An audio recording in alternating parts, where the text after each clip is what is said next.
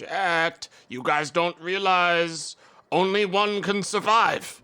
It's either that one or the mouse one. One of them dies at the end of the stream. I have a gun with one bullet. I have a gun. Everyone get down. I have a gun with one bullet. And it's gonna be one of them.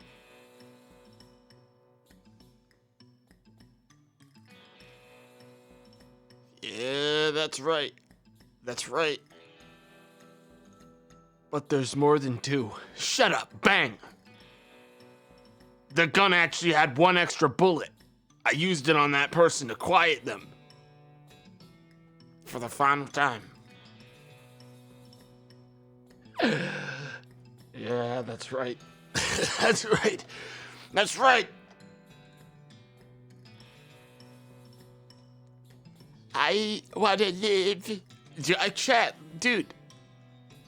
I was talking last night about cursed fucking emotes, and then I saw Peepo while I was looking up with friends cursed emotes, and I was like, this thing fucking sucks so bad. I gotta put it on and see if anyone notices. And for some reason, people noticed instantly.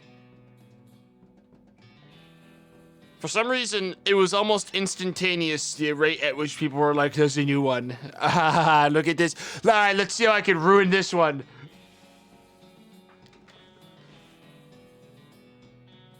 And people just start fucking high Tamto cheese. Shut up. Shut the hell up. Overused already. There's only one way to avoid overusing an emote, and that's by basically adding 30 emotes all at once so that no one has a choice.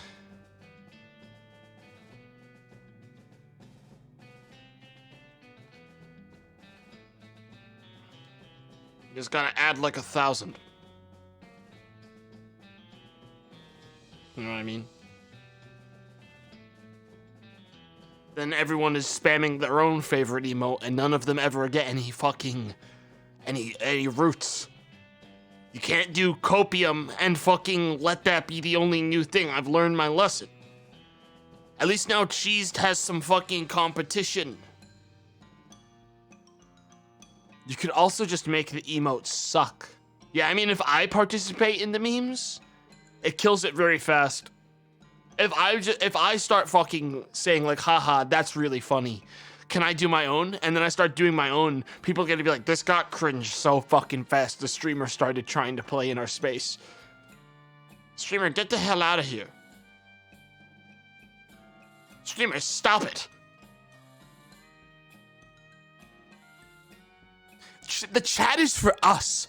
Streamer, get back in your box. Streamer, get back in the box.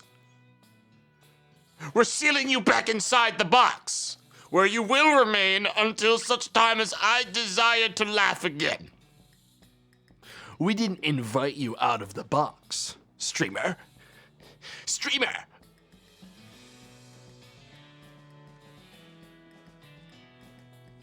Back in the box, boy. Dude, VR is dead. Okay, I'm gonna come out and say it. VR is dead, and that's because AAA companies are fucking actually trying to kill it as hard as they can.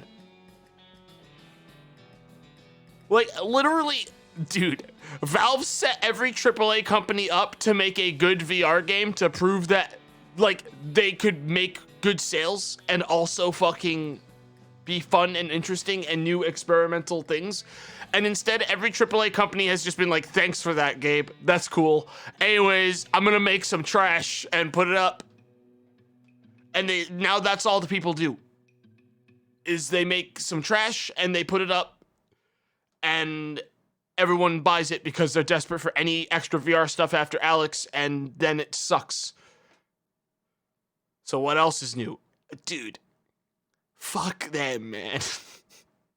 Because it's like, these fucking AAA companies are making this garbage, and then players are gonna play that garbage and be like, well, VR's dead. I'm not even gonna, I don't even want to play like indie VR games because I don't feel like getting burned on this too. And then they're not gonna like, oh my god. It's becoming pretty nasty out here, chat. almost every VR game nowadays is like genuinely mobile game tier trash. It's getting real bad because the only stuff that's being developed with any sort of fucking effort now is like Quest shit. You know exactly what I'm talking about. It's the fucking like Oculus Quest crap, which is also barely fucking functional in comparison to like the stronger hardware of like the Index and shit. And it's just creating this fucking awful fucking backtrack where everyone's trying to just chase the quick money from Quest because it's the most like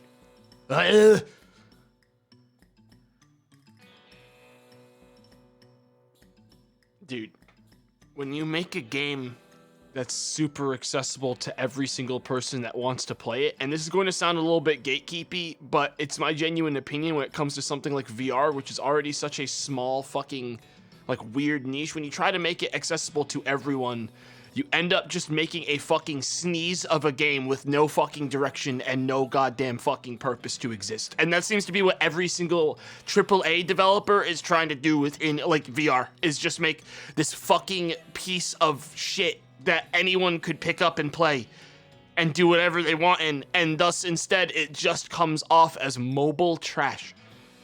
Like, for context, what I'm talking about is the fucking like Elite Sniper game. I went in being like, all they have to do is make it like Elite Sniper in VR, and I played a bit of it and I was like, this is fucking not good. It just doesn't feel good. I'm not happy. I'm not happy about many things. Cause like fucking EA already pulled this shit with Medal of Honor VR. I guess I should have known with EA though. That one didn't surprise me in the slightest. I was never fooled by EA.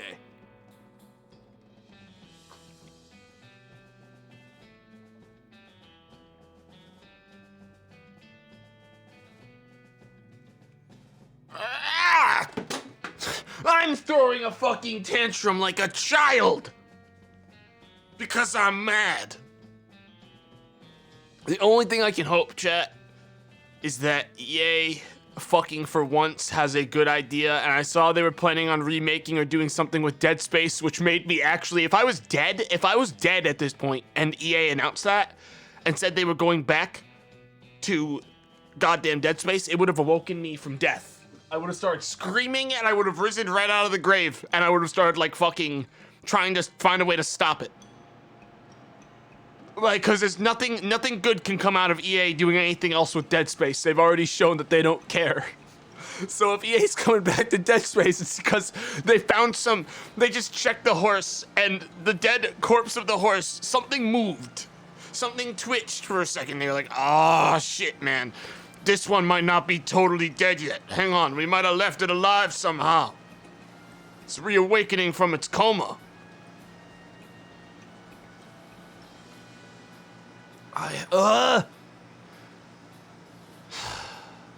The only thing I can hope is that they make a Dead Space VR game. But I know they won't. And if they did, it'd be bad anyways. So what am I even doing, you know? It'd be so bad, it'd be terrible. Because EA doesn't know how to make games, so... Cosmodread is that game? Nah. Look, chat, I am not opposed to VR games with actually meaningful stories. It can be done. Alex did it. Their VR games are basically all fucking concepts. Every single one. Boneworks tried the hardest. But like, if a game reaches more than 2 hours, okay. Like, there's 3. There's Boneworks, Walking Dead, and fucking Alex. And those are the only ones that I've ever been like, I'm playing this for more than 2 hours because there's a plot and I feel invested in it. And it's like, other than that, there's nothing. H3 VR, though, is a concept. You're not listening. That is the definition of a sandbox concept game. It's a good one, but that's the definition of a sandbox concept game. Into the Radius VR. I actually really liked Into the Radius, but whenever I'd play it, I would run into huge difficulty spikes that made it extremely unfun. I don't know if they ever fixed that. Last time I played was right before they added gun cleaning to the game.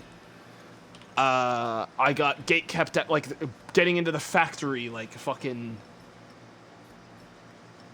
like, a couple missions in. I had to go into, like, the factory of the game, like, in the middle of the map. And I got fucking attacked by about 30 gun enemies. I genuinely didn't stand a chance, and I was like, this isn't fun. But holy hell, if they fix that, Into the Radius might be the best, actually, genuinely indie VR game on the market.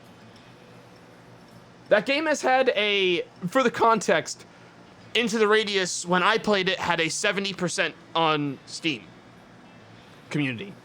That game has had a No Man's Sky-esque comeback, where now it has a 93% recent reviews, 87% overall. That game has had a huge comeback, and I've seen their updates. They deserve it. That game has done really well for itself. I may actually come back to that at some point, because those devs, I'm gonna give them some credit. Those devs have put fucking work into that game, and actually genuinely give a shit about it.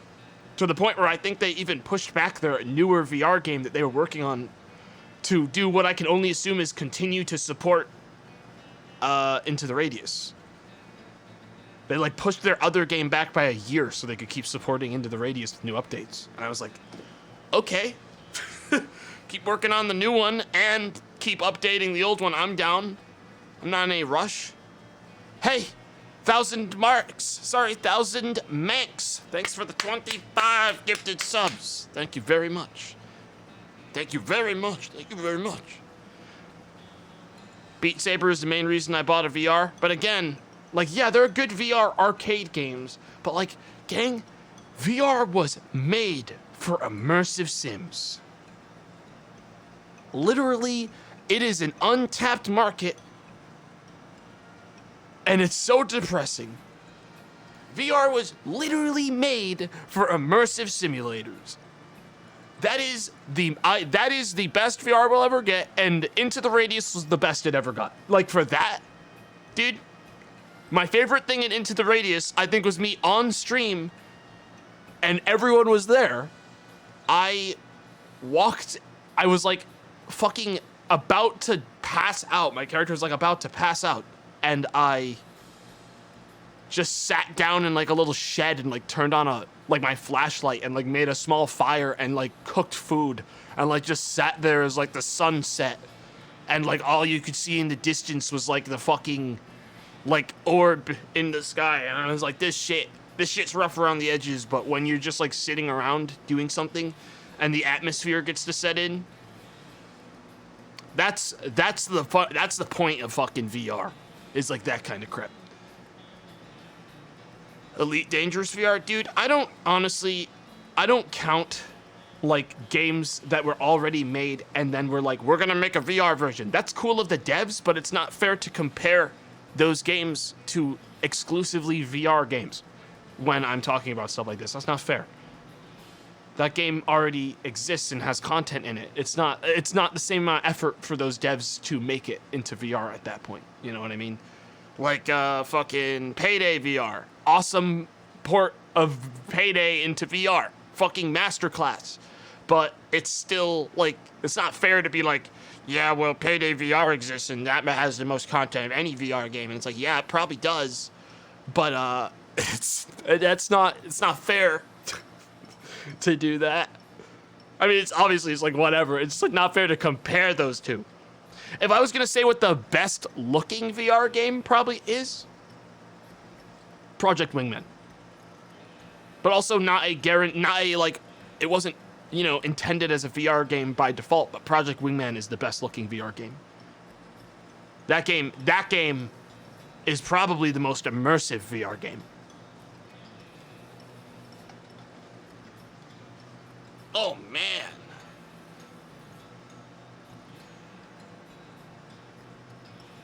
Resident Evil VR, even though it's locked and will never come to PC. Yeah, no, that's what makes it not work and count. Same with like Hitman 3 VR. Those will never come to PC because Sony is also desperately trying to shoot VR to death. and they're trying really hard.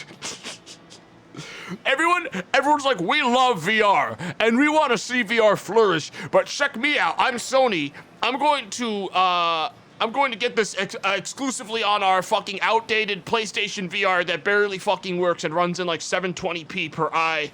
And fuck all of you. It's gonna stay like that forever, and we're never gonna make a better headset on the PS5. Fuck you all. VR is dead, but we're gonna keep fucking milking this thing because we didn't make our money back. Fuck all of you. Like, that is fucking hardcore, like, business level gatekeeping. Fuck them, dude. At least Facebook is paying, like, at least Facebook, you can fuck with their setup shit to get their exclusive games on, like, you know, Steam VR. You can very easily rip their games right out of their platform and onto Steam VR. Like, legally. So it's not a huge deal. My issue with Facebook is, like, what happened to Onward. You know what I mean? My issue with Facebook is what happened to the shooter game Onward that made it the biggest piece of shit to ever come out in the last fucking 5 years for me. VR is a depressing place, and it's best not to even think about it anymore because apparently, the last fucking bastion is like the fucking Boneworks devs. Those guys get it at least, and I'm excited to see what they do with that engine now that Boneworks was basically a tech demo too. I'm excited to see what they do with that now that they're making hopefully a real game out of it. Because Boneworks always felt like a huge tech demo to me. And I was always like, this is great. Make more of it. And make a real map that isn't mostly like dev textures deliberately because that's just like the direction they're going for. I mean, it worked in their favor. They were able to basically make a game with unfinished textures and say that it was part of the lore. Which is pretty fucking smart. The Boneworks devs, at least, they thought of that. That's probably saved them a lot of time. They were like, yeah, this isn't done because it's not done in the game either. Doy. Doy. Pretty good, I guess. Cruelty Squad. Cruelty Squad in VR would kill someone. That game would fucking kill you. You would actually die trying to play that in VR. You would throw up all over the place and then pass away. Yeah, right. Look, okay, here's my short list of games that need VR mods added to make them more fun. SnowRunner. Do it. Do it. Stop it right now, do it. Hypnospace Outlaw in VR? I don't think that would be very good. I know that, like, it's technically the lore that you're in VR when you play it, but I feel like it would just be, like, cursed and not very fun. But, yeah, nah, SnowRunner would be good. Subnautica has VR, it's just fucking cursed and awful.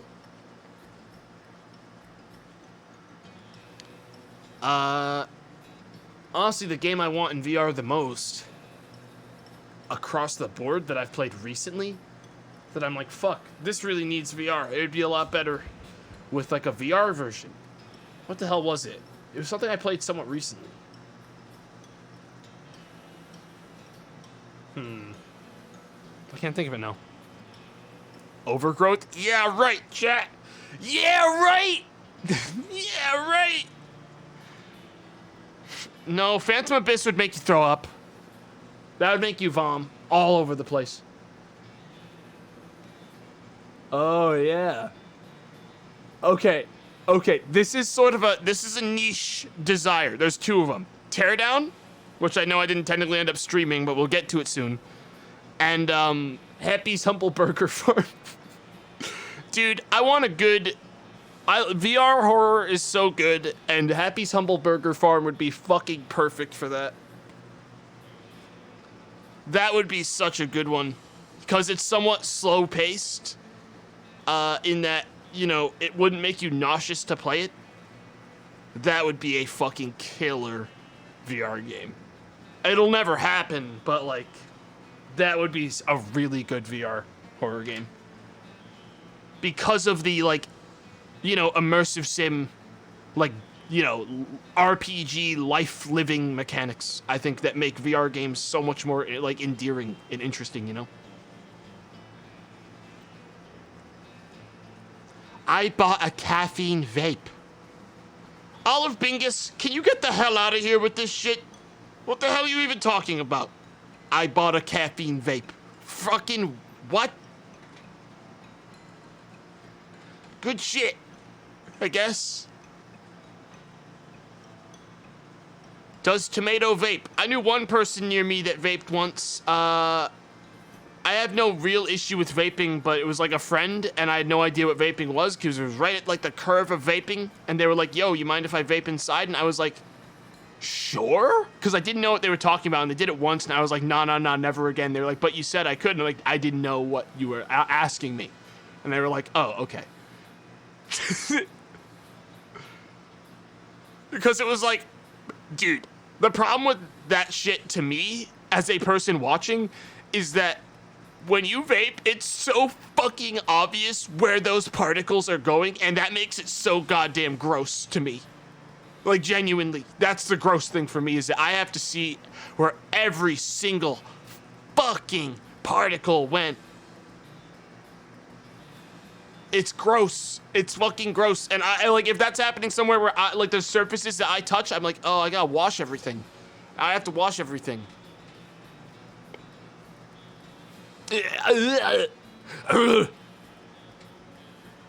Oh, not in my house.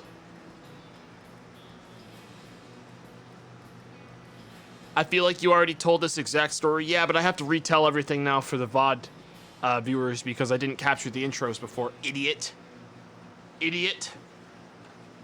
Idiot. Stupid. I gotta rerun like half of my old stories because they don't exist in the long form. And therefore they don't exist for real. Why are you so mean? Shut up. Dude.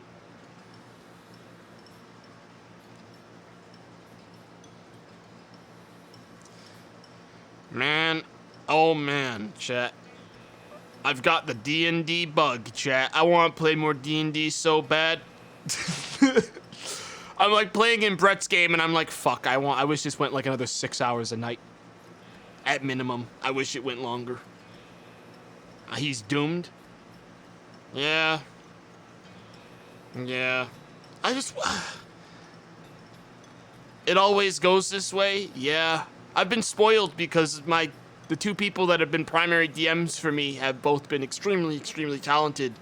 So I've had excellent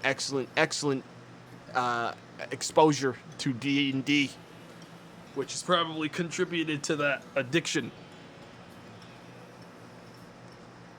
Yeah, Angel's Grace is halfway done. I have no idea how long that's gonna end up being. I'm like not like going in like, oh man, I'm gonna be able to play D&D forever once that starts. But I'm very excited. 50 weeks, right? I was expecting somewhere between, like, at least from what I heard, I was expecting somewhere between 30 and like 40. But I mean, hey, if it's longer, fucking epic. I am around to do longer, that's for damn sure.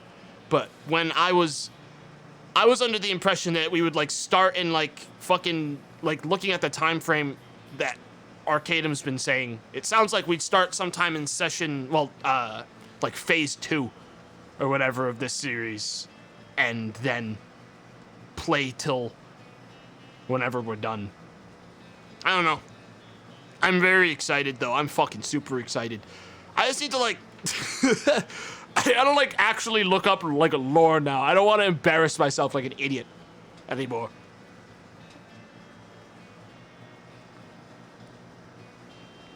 Too bad Verp is gonna die on the first session. Yeah. Yeah.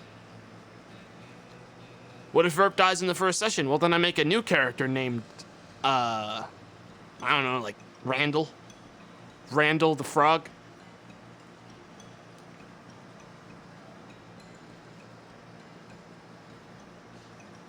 I'd probably just, if I died, if Verp died, I don't know. They'd have to, I don't know. How many, I don't think many systems many times have happened because most players know what they're doing in D&D. Like, chat, D&D is very, like, you can bug out of fights.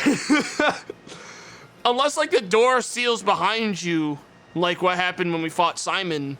A lot of the time you can be like, hey, this sucks. I'm choosing run. And typically, like, you know, you can find opportunities to get out of a fucking fight, you know? There's usually a lot of ways to save yourself from death in D&D. Players often forget that option. No one wants to run away, you know? But, I mean, hey, goblins did it. Goblins was the one that proved to me that we could run away from however much bullshit we want. We skipped, like, the first 4 boss fights Brett gave us in that campaign. Because we were just like, fuck that, and we left. We kept ghosting a boss. Every time he'd show up, we'd ghost. Ziploc McBaggins. Oh yeah, that was gonna be my artificer. Oh, that's a cursed fucking character. I forgot about Ziploc McBaggins.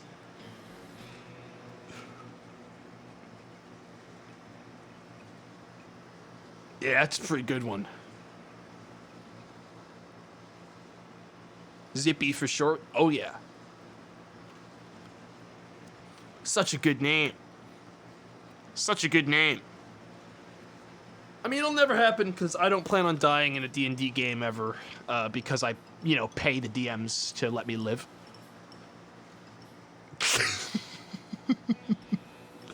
I know, that makes DMs so mad when you say that. I know for a fact that wherever Brett and Arcadum are, they just both fucking, like, their heads just turned and they looked in the distance. Who said that? Like, shuddered. Ah, a disturbance.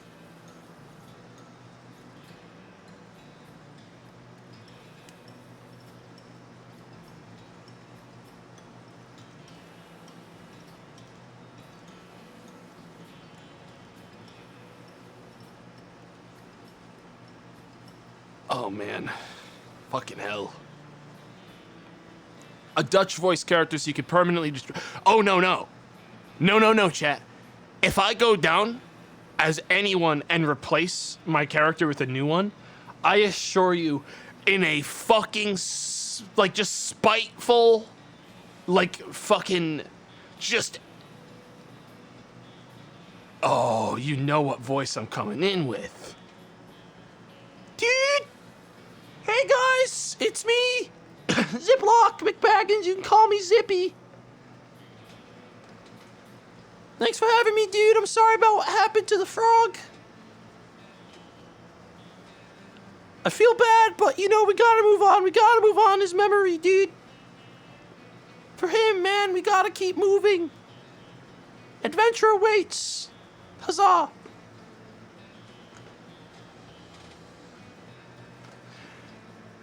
Oh, yeah. I miss the Nugget voice from kindergarten. Well, the Nugget voice is the Karis voice from Thief, technically. Just with a little bit more jowl.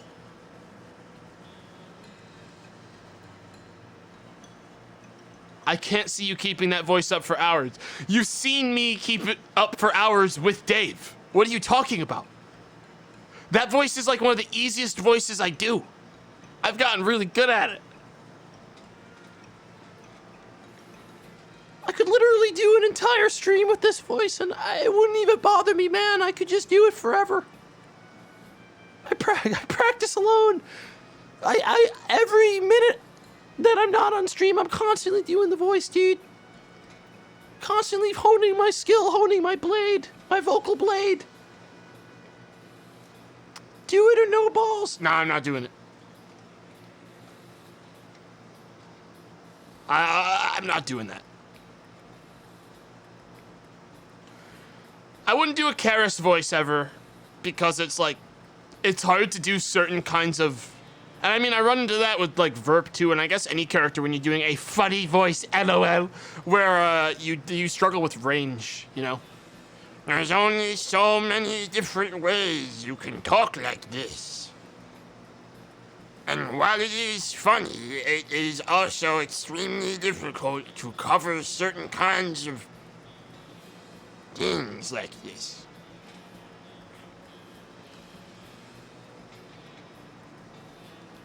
Would you ever regurgitate? I'm gonna word it like this because this is what you're asking me. Would you ever regurgitate a character you've used on stream into a D&D setting, totally dumping on the DM?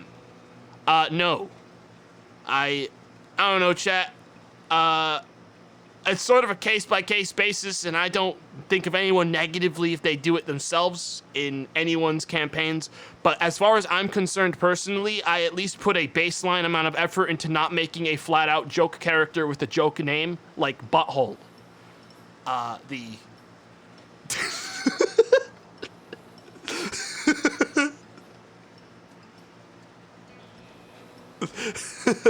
And like, I've nothing against anyone that's doing it in anyone's campaigns, but like, for me personally, I'm at least like, man, DM fucking invited me into their space.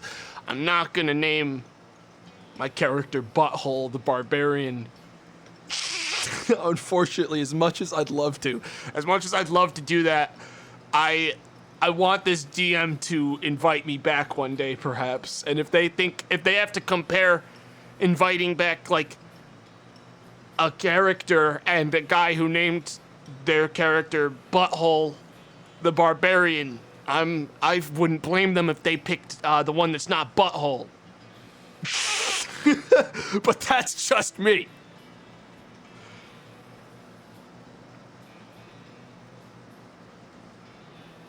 You know?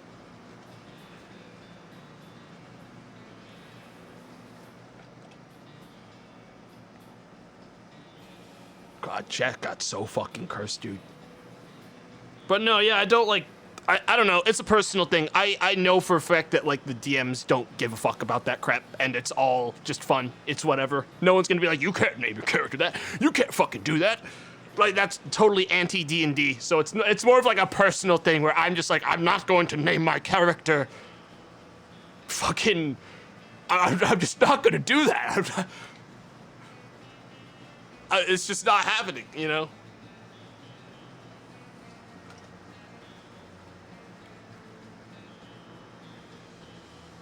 The Gruncher. Yeah, like, I'm not gonna name my character like a meme from my channel either. Like, that's just like, I don't know. I'm not gonna be like, this is Grease Mage, haha, what's his origin? Oh, he's a fucking character from my streams, haha, hee hee. Smile. What?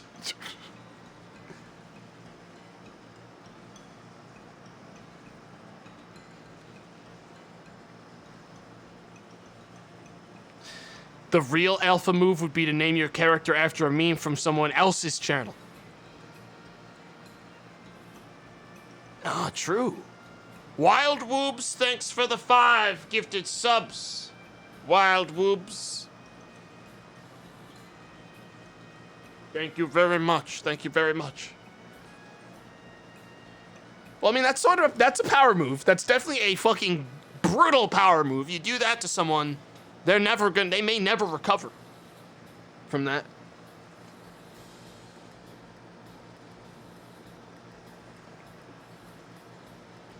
Just stay away from baby. Dude, imagine unironically baby RPing in video games, dude. Fucking Krungo, dude. That's 5,000 physical, like, psychic damage.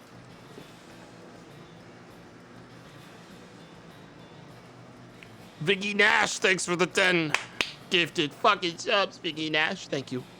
So kind.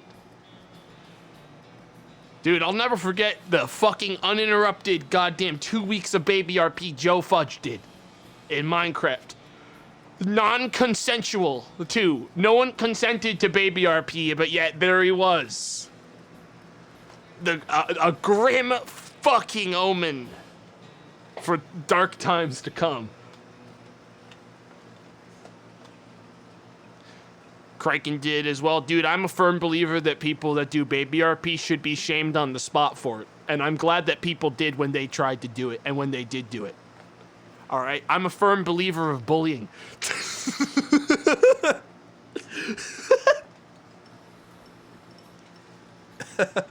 Hey! Chat, once again, I'm allowed to say that shit. You don't. You aren't. So, remember to keep yourself fucking aligned with the, with that. Just because I talk shit about my friends and goof around because I know they can take it from me doesn't mean you get to do it. Remember that.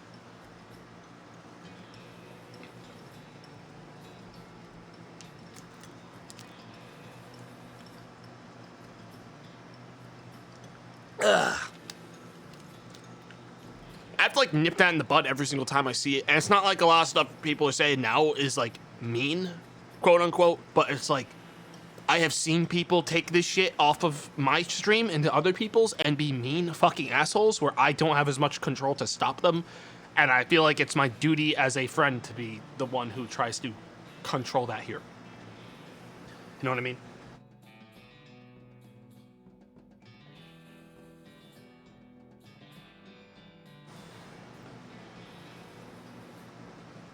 D&D piss RP.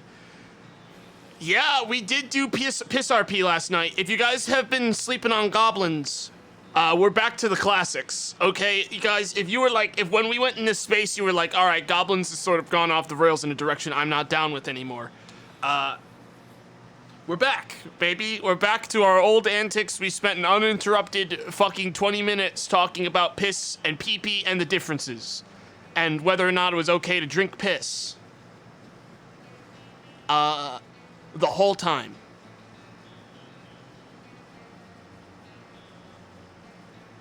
We're back on IO. We're back doing goblin things. It's the season of comebacks, dude. And I'm all for it. I love the fucking stuff we did in space, but I'm also very happy we can go back to doing stupid shit without gigantic repercussions like assassinating senators. We're back, baby.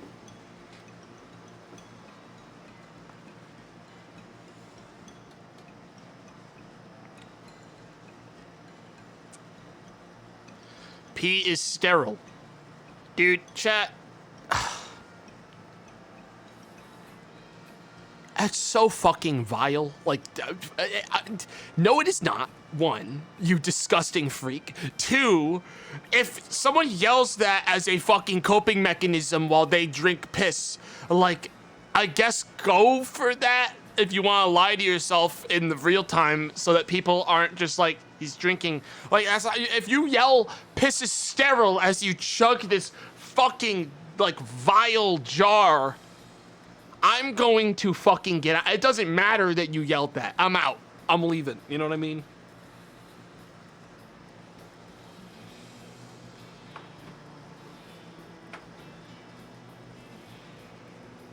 Bear Grylls is a moron. Don't use him as a basis of truth. Don't use anyone on the television as a fucking, like in entertainment television as a basis of truth. All right? His show's made to entertain you.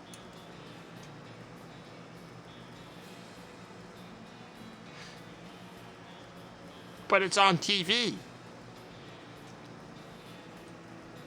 Don't believe everyone. All right? Don't believe anyone.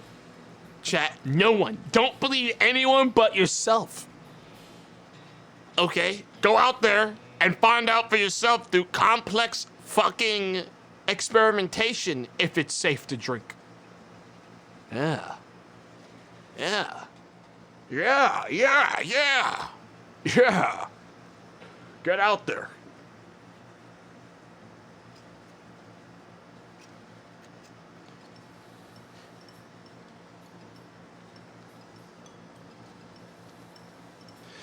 Dude, chat. I've been, I was in, did anyone on the East Coast have, a fucking, like, death storm go over them last night? Because, dude, I was able to watch some of that shit from the window at like 1 a.m. Bro. That was, it's not the tropical storm. It was like a separate thing. It was like a fucking rogue agent. I was like, it might as well have been daytime for like a half an hour. It was badass. I like pulled up by a window and like sat there and sipped my tea because I was like, oh yeah, I'm gonna lose power. I didn't. I was shocked. But holy hell, it was windy, sort of spooky. But weather don't scare me because look. Okay, if it's my time to get destroyed by a lightning bolt or ripped up by a tornado in the middle of Massachusetts, it's my time. Okay? The only thing my house is prepared for is snow. Anything else and I'm dead, I'm dead. Okay, anyways, it doesn't matter. So I'm just like, when it gets bad out there, I just lean back, watch out the window and say, if it comes, it comes. I feel a 2.0 earthquake in Massachusetts and I think the world is ending. That's the strongest I've ever gotten and I was like, it's over, it's finally over, it's over. And that was one time when I was a kid. I was like, the ground shook for a second. I was like, I'm fucking dying, it's over.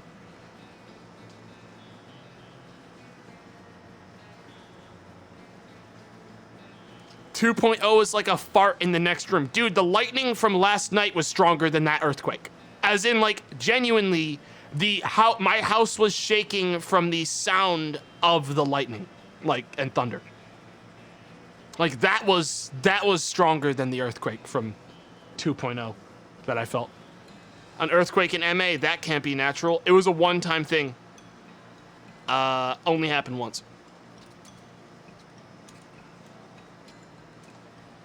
Been through a hurricane, tornado, and earthquake. All I'm missing is a tsunami and volcanic eruption. You are leaving out avalanche,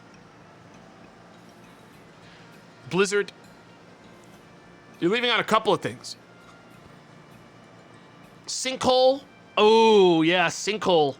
I think sinkhole might be the scariest natural phenomenon out there. I think that might be the most fucking existentially terrifying one out there. Bro. Asteroid strike.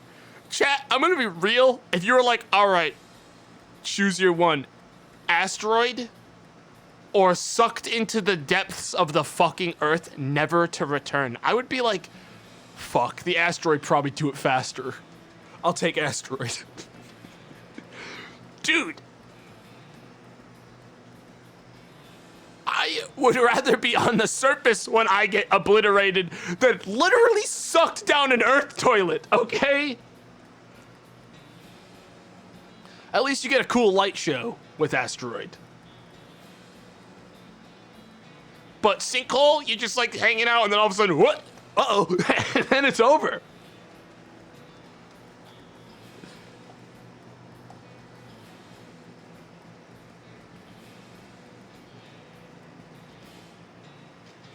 Sinkhole is scary shit, man. It's like the odds of being shot by a monkey. They're never zero. I would say the odds of almost anything is never zero. It's a fraction of 1%. You know what I mean? Like, that shit can happen. It's like spontaneously combusting. It's happened to people. No one really knows why it happens exactly, but it happens, and there's a fraction of a fraction of a fraction of a chance that any one person ignites into fire and explodes. You know?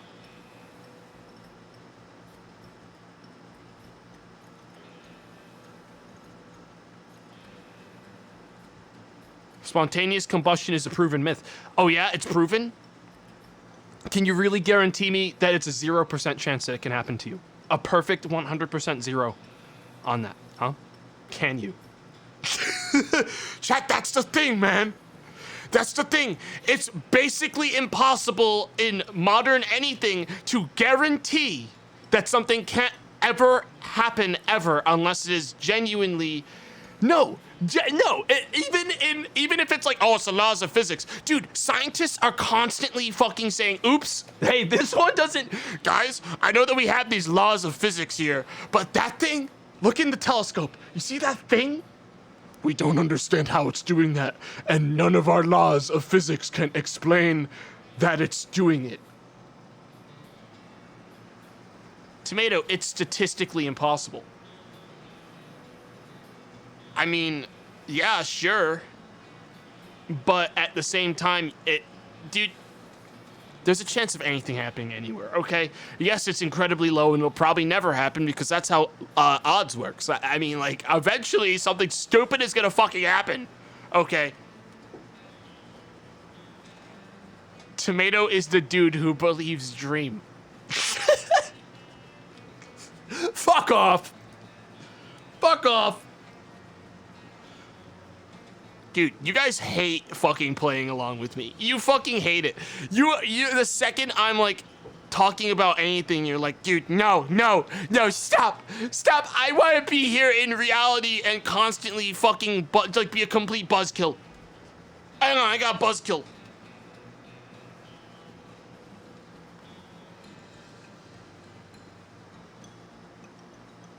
It's like the question, if you give an infinite amount of monkeys typewriters, they can write Shakespeare. Yeah. Chat, look, all I'm saying is that while you're saying it is a statistical improbability, there isn't a guaranteed 0% chance that a big gorilla breaks into your fucking house and rips your head off. It's not 0. Okay? It's never 0.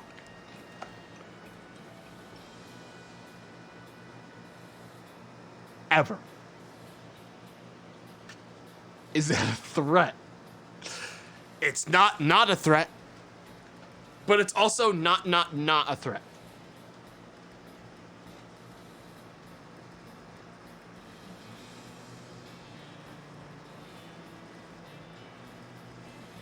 Gorilla swatting.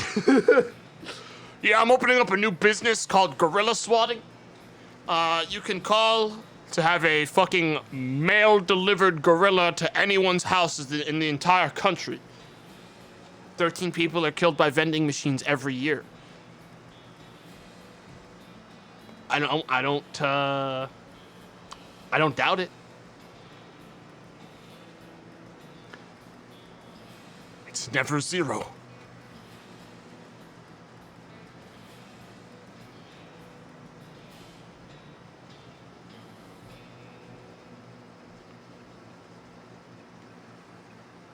What does that funeral look like?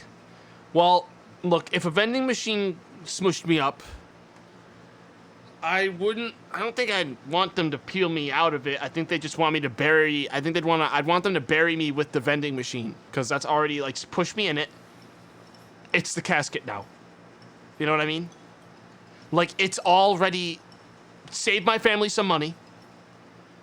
It's the casket now. Bury me with the vending machine. Like a fucking sarcophagus. You know what I mean?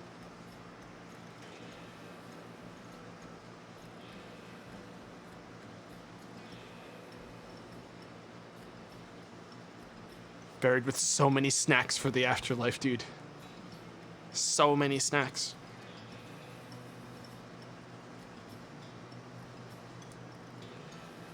I mean, here's the thing, though. Those sorts of deaths are, again, the ones that guarantee you become a ghost.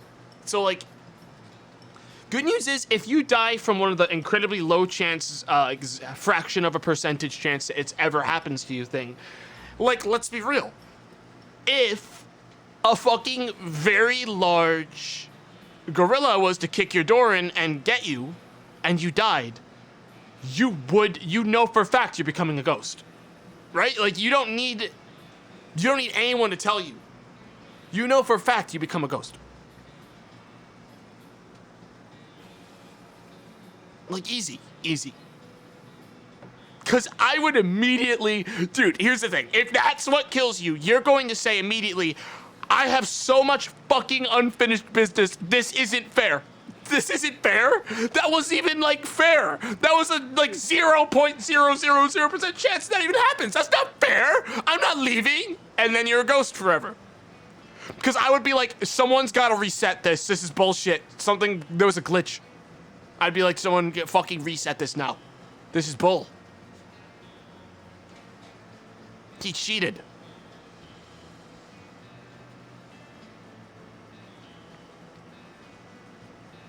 But like, if I choked on spaghetti and died, I'd be like, fuck.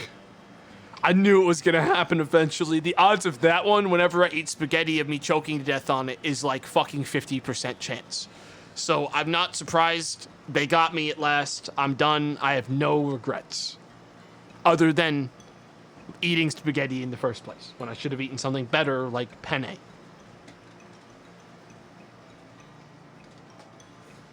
You know what I mean?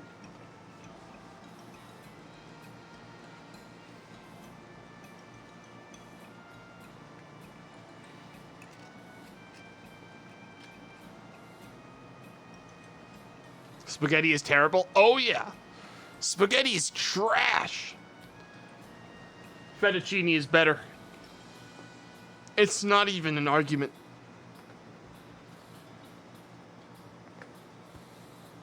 Wrong? Dude, imagine liking spaghetti more than fettuccine. Spaghetti is actually bottom tier pasta.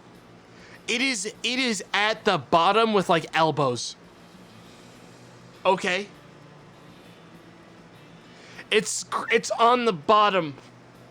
Barely hanging on. Like, if I get spaghetti served to me or elbows at a goddamn restaurant when I ordered pasta, I'm gonna be like, surely there was a mistake. Like, I'll immediately be like, you gave me like the cheapest shit possible. Surely there's a mistake.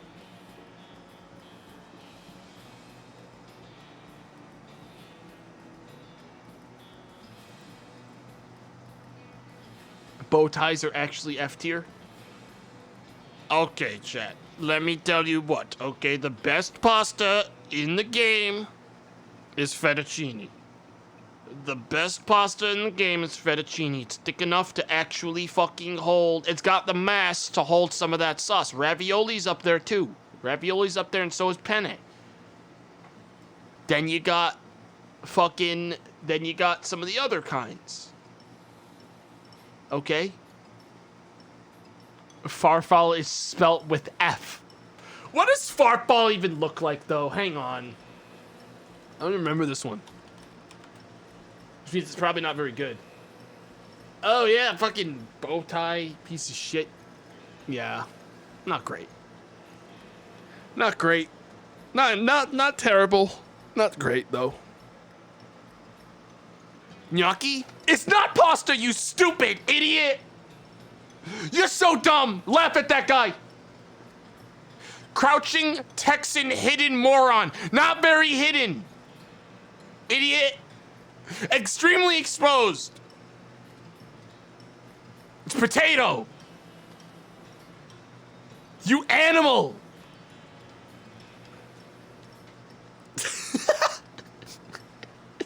That person just got fucking thrown against the wall, dude. That was fucked up.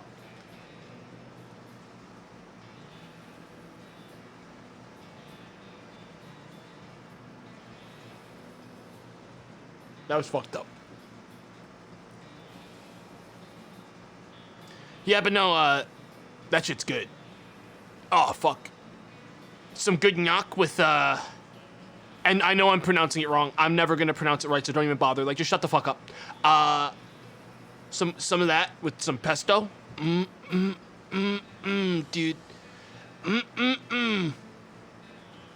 Oh. Ooh. Oh. Dude. Just enjoying some good knuck. You know?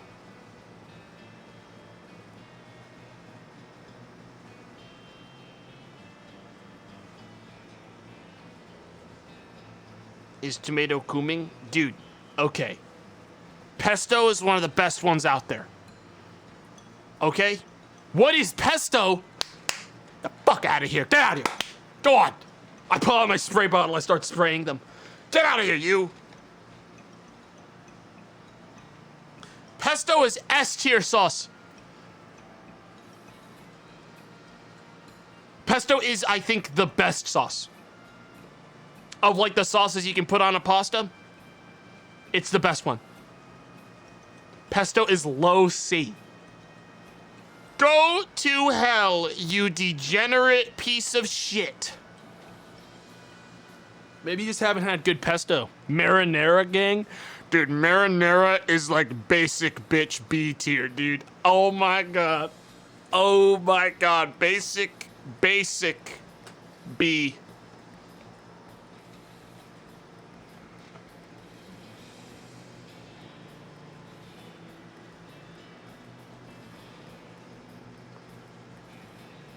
Hot pesto is A, cold pesto is D minus. Who's that? Who the hell's out here eating cold fucking pesto? I don't do a lot of cold pesto. I don't do a lot of cold foods in general. I've never even heard of eating pesto cold unless like you wanted, I guess, on a sandwich. I've never put pesto on a sandwich. Do you street to actual fucking intergalactic aliens? I don't know. Some of these people are freaks, dude. I don't know what to tell you. Some of the people in chat are fucking freaks.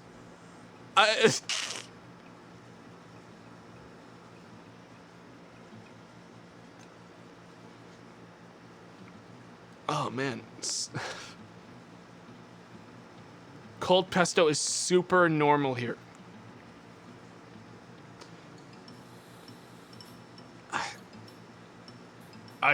Dude. Look, okay?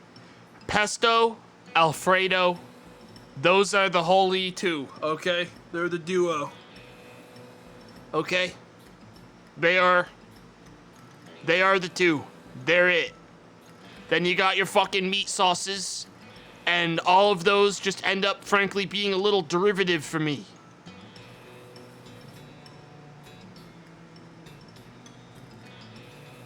You got all your red meat sauces, and I usually say these are all derivative. Tomato-based ones, at least. Is pesto really just guacamole? Alright, I'm not gonna let you get away with it, 5 number in your username, piece of shit. Alright, let's see what else you fucking said lately.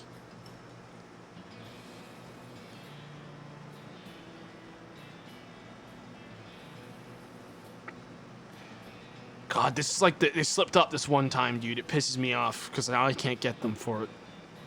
You're on thin ice. Wait a minute. Hang on a second. Wait a fucking second. Dude, I can rename people in my Twitch chat. It won't appear for them, but I can rename someone to idiot loser on my chat window. So forevermore, what I will see them as is idiot loser, the idiot.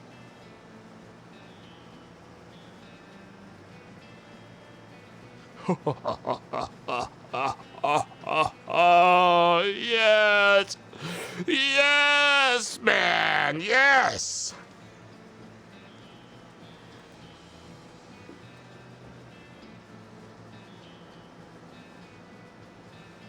He's fucking lost it. You would say that, stupid, stinky idiot.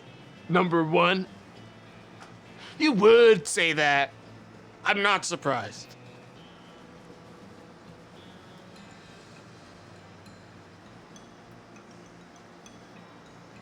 You've always been my favorite streamer.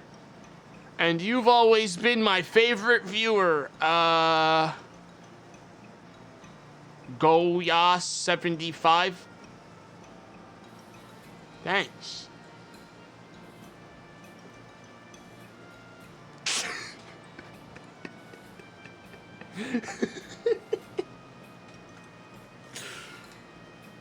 Liar.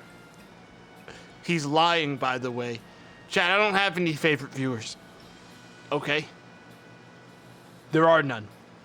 None of you have ever earned that. And you never will. So don't even bother. Except me. Alright, let's see here. Let's see people that are saying me, what I can say about you that's good or bad. All right, let's see. I'm on Marmon TTV here. They've been timed out 8 times. That's a bad scene.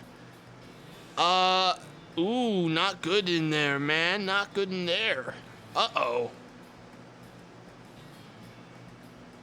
Oh, this person uses copium.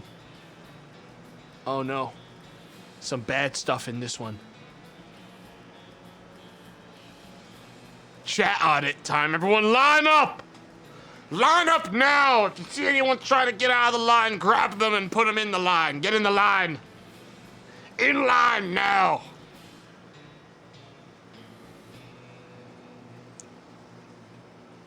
I see someone leaving. They'll be the first.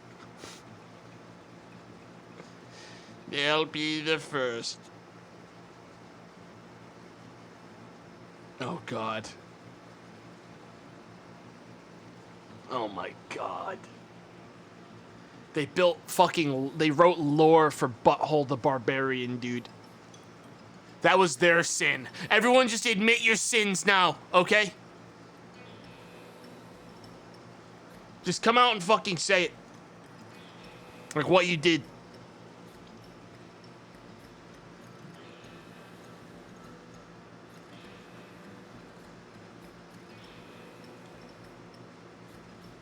I watched Tomato. Alright, alright. Alright. I never found you funny. Okay, okay. Alright. Alright. Okay. That one's not great.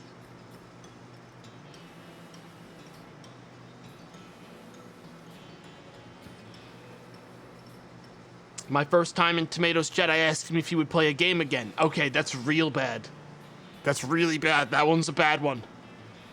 That one's real bad. That one's dumpy as hell, man. What the fuck?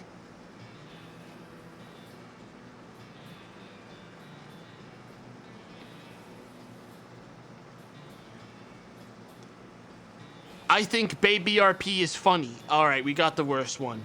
I'm timing you out. For 30 years, no parole.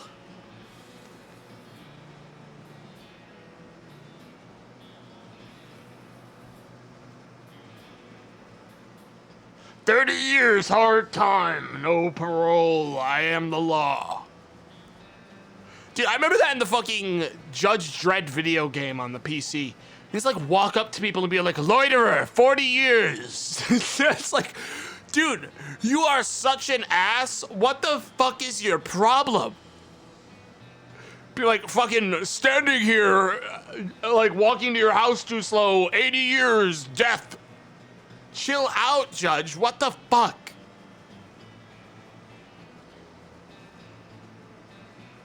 It's the law.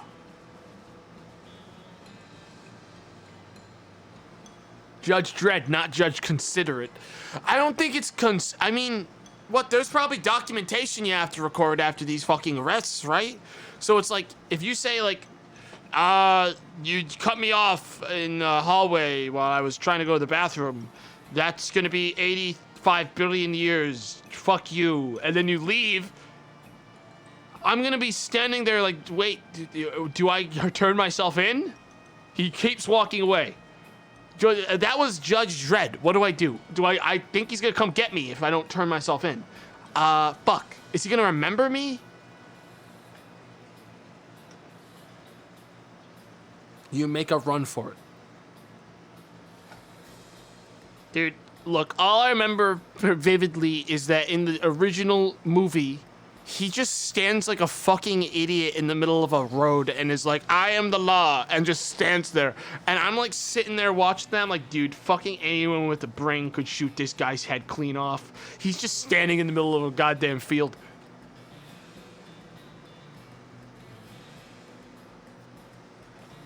I mean, I guess that's movie stuff. Well, yeah, the original movie was bad. Dude, come on. Sylvester tried his goddamn best out there. Sylvester specifically was trying his hardest. Not true. Wrong. Wrong. Dread 2016 was badass though. Dread 2012, my favorite movie. Sorry, no, they said Dress 2012. I don't know when that newer movie came out. All I know is that fucking tanked in the box office or something, I think.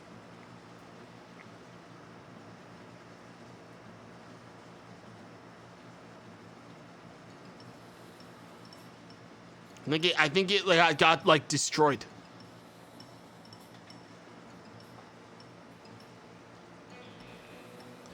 It didn't do great, but it was cool. Dude. That's too bad. Wish there were more like interesting movies that came out and weren't just the same fucking regurgitated bullshit, but I guess that's not exactly a hot take to make anymore. I guess that's just a take to make.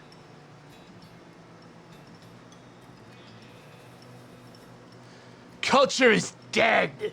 Guys, calm down. I wasn't going that far. I wasn't gonna say culture is dead just yet, guys. Culture is dead. Burn it all down, it's over. Life is over. Kill it all. Dude, I'm feeling like nauseous. What's going on? I'm like low on hydration.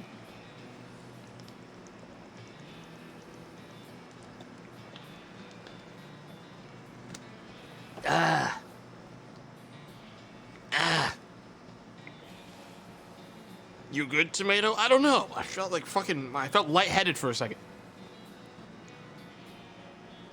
Maybe I just gotta go bathroom. I'm gonna be back in like fucking a minute. I'm gonna go to the bathroom. I think I just have to go to the bathroom. I'll be back.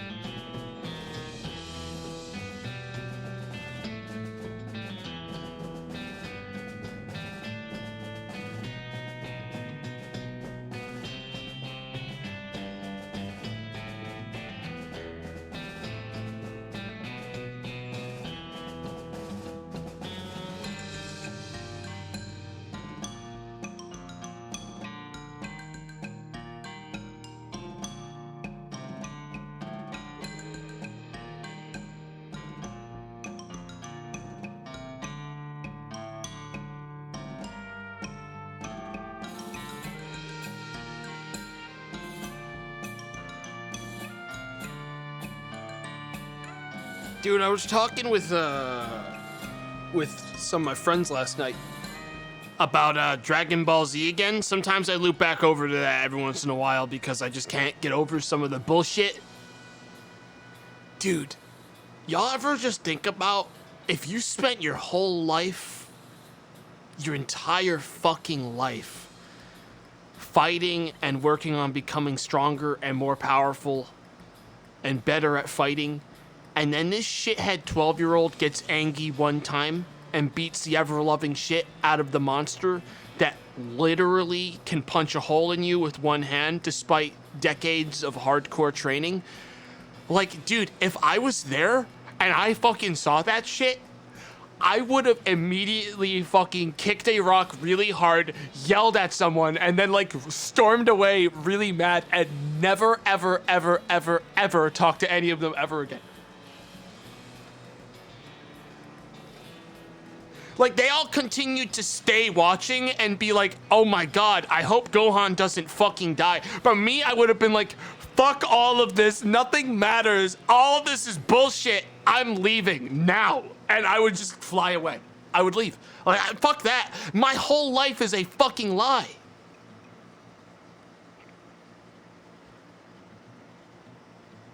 Tomato hates talent confirmed. No, I hate that fucking, this small child immediately, dude, chat, if you were a professional fucking anything and some just shithead 9-year-old came out and did your thing better than you, like on a whim, you would be like, fuck all of this. I'm so my ego has been like grinded up into fucking dust. I am nothing. I'm nothing. I'm a fraud. Apparently, I've been a fraud my whole life, and everything's a lie. And like, all of it was caught on film in 4K in that goddamn arena, dude.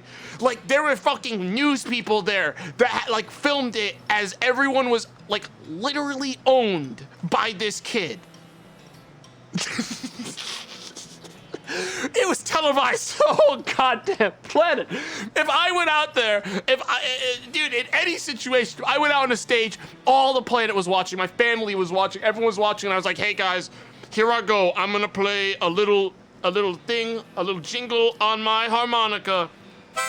And then the next person came out and it was like a 5-year-old and they played fucking like a incredible fucking 10-minute set. I would fucking die. I'd actually start spontaneously combusting.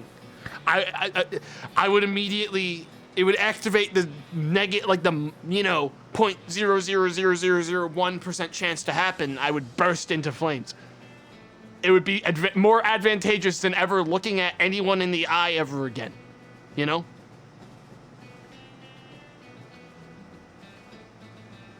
Are you talking about against Cell? Because that moment was supposed to be like an inheritance of a legacy sort of thing. Dude, it doesn't matter what the point was going to be. The point is, if I spent 20 years training to be a powerful warrior, and then some shithead kid comes up and says, Dad, tag me in, and then his dad tags him in and he punches the guy's head off in one hit. I'm out. I'm gonna go. I'm done. Yeah, right.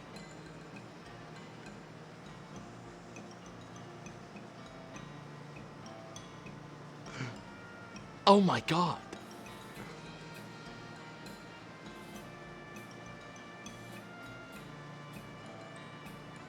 What's worse, the kid outperforming you on a whim or getting to the top and then dying in a sinkhole? I don't know, man. I mean, look, Gohan was pulling this shit back in the Frieza arc too. I remember perfectly. Gohan got angry one time and like beat the shit out of Frieza for like fucking 12 uninterrupted minutes. And I don't understand why Vegeta wasn't immediately like, fuck this, I'm out. This is bull. How the hell did you do that? I'm done. Like, he kept doing that. He kept doing that all the fucking time. Like, eventually I'd be like, Gohan, man, I'm so sick of you and your shit. Like, I don't even want to hang out with you. Just don't even go near me. I don't want to see you. I don't want to know you're even alive, man. Because you just cheat. You're cheating. Tomato sounds like a real TN right now.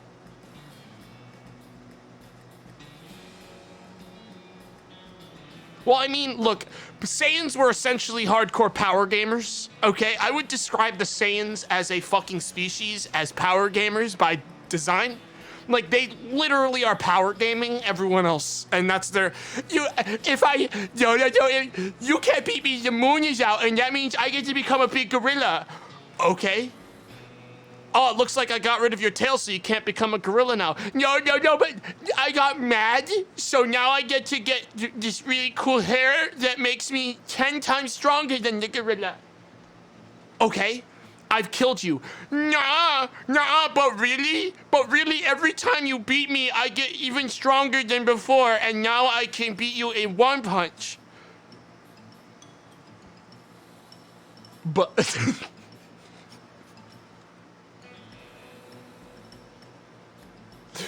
Dude, I would, if I were Frieza, I would also blow up their entire planet. Because that's such bullshit. I would also be like, all right, these guys are fucked. This is bull. I'm not dealing with this. They're just, like, next thing they'll do is fucking make up some reason why they can't die and can always come back to life, even when you do finish them off properly. Oh, wait.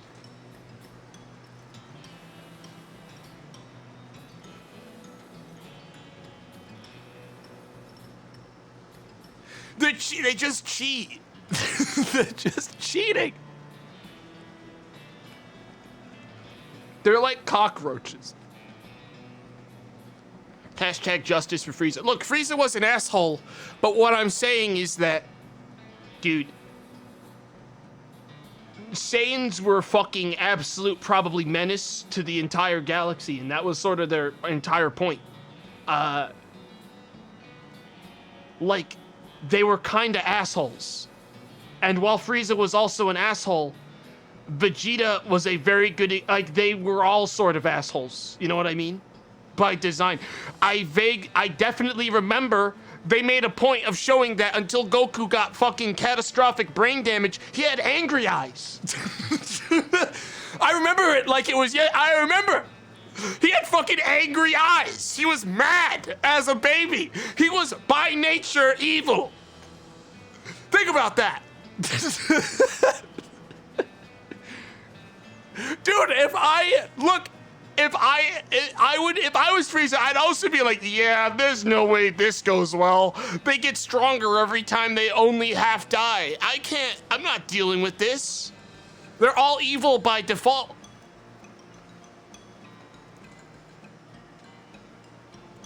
What I'm saying is that we never, ever saw any of the fucking uninterrupted, like, weeks of just Frieza bureaucracy bullshit.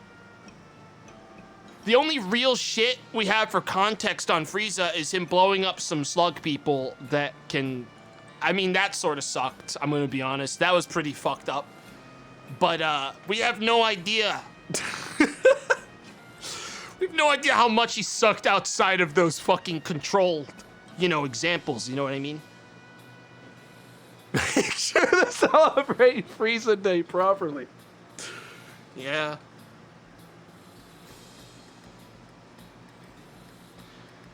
Yeah. Classic VOD chat always goes back to DBZ talk. I mean, look, Dragon Ball Z is fucking funny, chat. It's like a never-ending fucking oil vein. Like, there's constantly fucking oil coming out of this thing to harvest crude oil. To harvest and repurpose.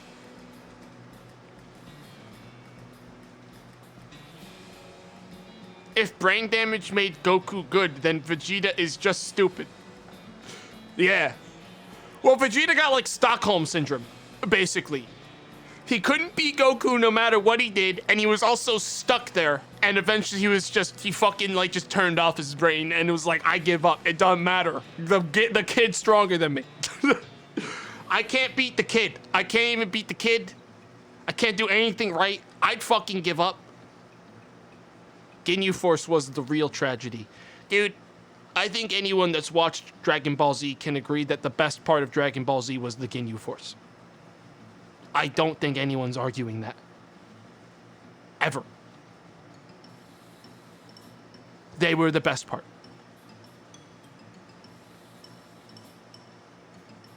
And then they got done so dirty because every single one of them was killed in one hit. Every single one of them was killed in one hit. Every single one. Goldo, decapitated. Raccoon punched a hole right through him. Fucking Berta and Jace, I think both fucking vaporized by Vegeta in one hit. Ginyu, frogged. Which is basically like, he basically killed himself. Huh? Raccoon fought for ages, but that wasn't a real fight. He was never in any danger fighting for like Vegeta, and then Goku showed up and killed him in one hit. That's what happened. He was like, yeah, he got like fucking, he got his face messed up, but he was never in any fucking danger, and then Goku showed up and punched him really hard.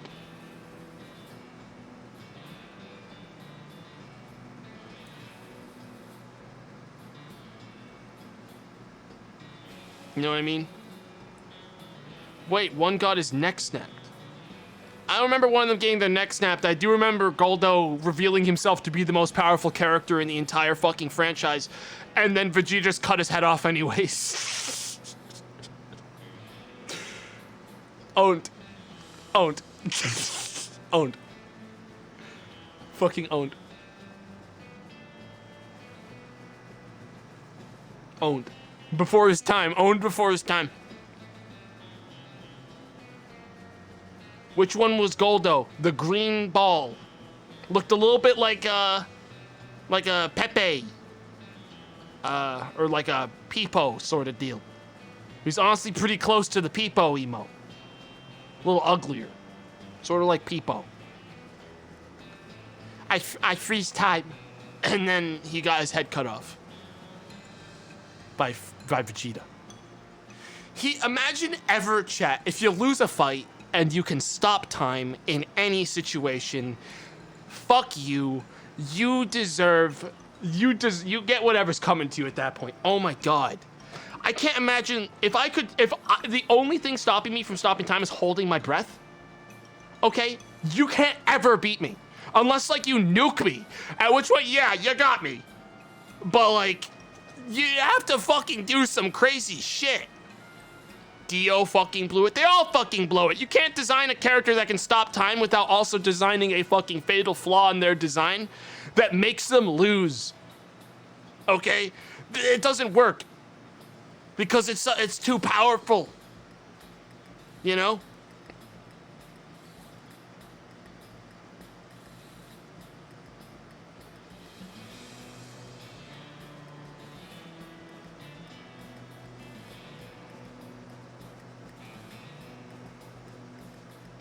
Unless you're hit, then Jiren punches time. I don't wanna, you just pissed me off so goddamn much by talking about Super around me, dude. I fucking repressed that goddamn memory, dude. There, chat, you don't need to know anything about Super, but what I will tell you is that at one point, the main fucking guy the main enemy boy in the finale of Super is so fucking cracked as a character that when a person that can actually, without like the same level of bullshit Goldo had to do, stop time, this fucking other guy is so strong, he punches him anyways. Imagine stopping time, actually stopping it, and some guy just goes, but really I punch you, and then they punch you so hard through that.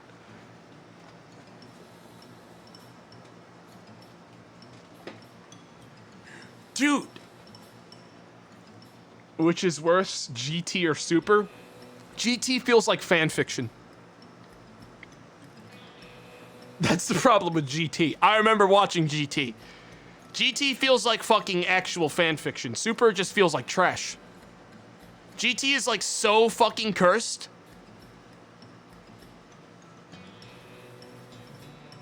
But I don't think it's necessarily bad. I just think it's like it's not Dragon Ball. It's like something weird. GT is so weird. Look, I am a firm believer that series should die ceremoniously, even if it means that we have to pull Goku out with a fucking blindfold on and like execute him in front of everyone, much to the shock of the entire audience. Okay? Like, I am a firm believer that series should die before they're allowed to continue living. Okay? Take them down. Let something new come out. Poor Shenron, though. Dude, genies in general got it so fucking rough, dude. Imagine the amount of shitheads that just wish for the dumbest bullshit when you're goddamn genie. What the hell?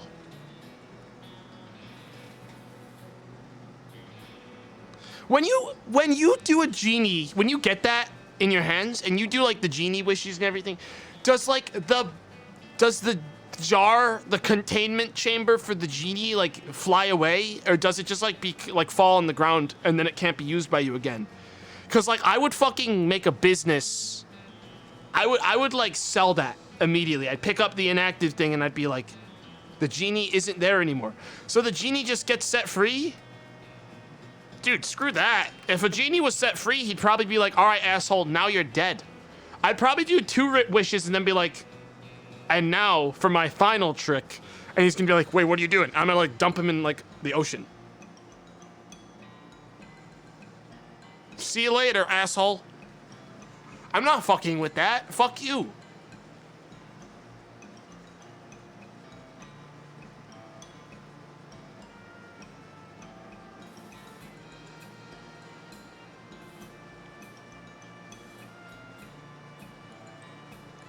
That's why they kill you with your first 2 wishes. Dude, honestly though, for real, if I got 3 wishes from like a fucking genie and they came out and they were barely wearing any fucking clothes, like they never wear fucking clothes out there. They pop out, they say I get 3 wishes, and I know for a fact they're gonna monkey paw me. These fucking assholes they're such tricksters, you know what I mean? They're gonna monkey paw me. I can tell a mile away. I'm gonna ask them politely if they can get back in the jar. You know?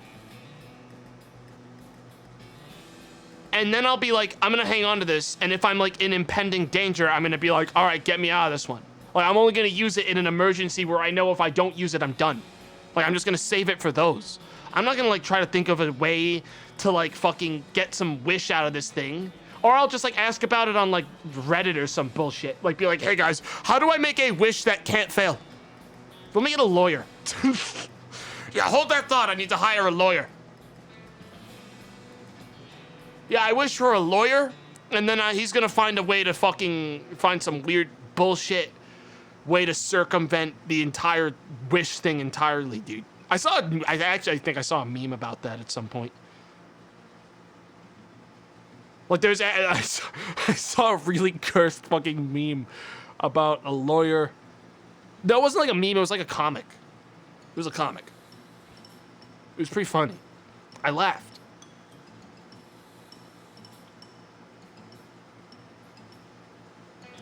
Lawyer memes again today.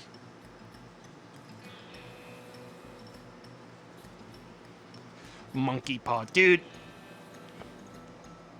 A monkey paw scenario, honestly, that would never happen to me, because if someone put a monkey's paw in my hand, I'd be like, ew, and I'd drop it and leave. Like, someone stops me in an alleyway. Sir, please, sir, stop. What is it? You dirty, dirty vagrant in the alleyway? What do you want from me? For but a quarter, you can have this paw that will grant you your greatest of desire. I don't have any money. I'd leave. Like, there's no fucking way that that's ever happening. Like, I would never be in that situation. Like, the second someone would stop me and try to exchange money for something in an alleyway, like for a barter, Tomato hates the poor. No, chat. I hate the idea of bartering for something because I'm gonna end up with like crack cocaine in a bag or some shit. No one barters. No one's bartering in alleyways. Bartering, that's a business. Who's doing business? All right? I'm not trading anything. I don't want your cursed dirty paw.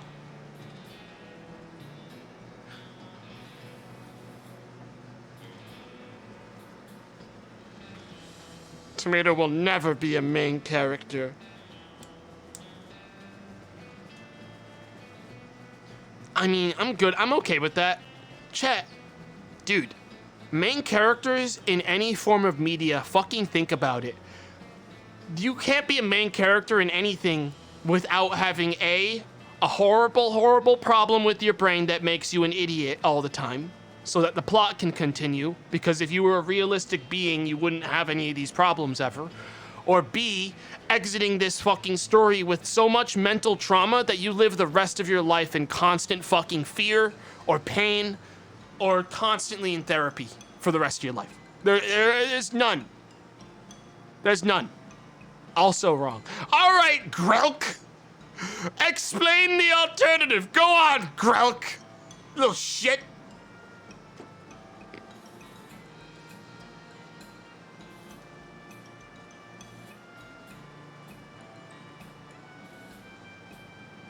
So sick of Grelk. You win and live happily, smile. Yeah, good fucking shit, Grelk. You really brought it back home, dude. Good shit.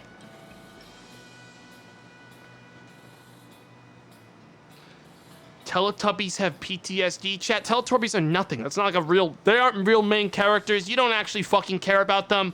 If you fucking, dude, if all the Teletubbies were goddamn dead, okay, most children wouldn't even notice their absence. They would just see the laughing, smiling baby son and be like, ha ha hee, that's fun. And there'd be a bunch of still shots of like the fucking valleys and they'd be like, that's Teletubbies.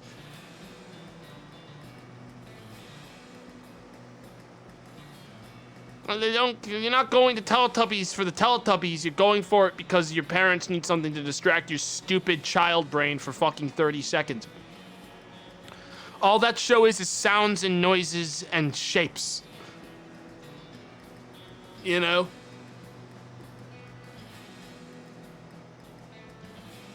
Dude, like, think about it in fucking anything. Think about any character in any main thing where, like, they had to deal with any bullshit, and then hell, I'm thinking of like a whimsical fucking show, like, or a fucking whimsical movie where it's like, oh, that doesn't happen. Like Cars. You guys remember Cars? Someone fucking, like that guy, there's cars in the Cars movie that fucking explode and die, dude. Like Lightning McQueen got kidnapped and held hostage in a bumfuck middle of nowhere town. I would never, ever, ever, ever travel by myself ever again after that. I don't care how cool the people were at the end of the day. Yeah, right. Yeah, right.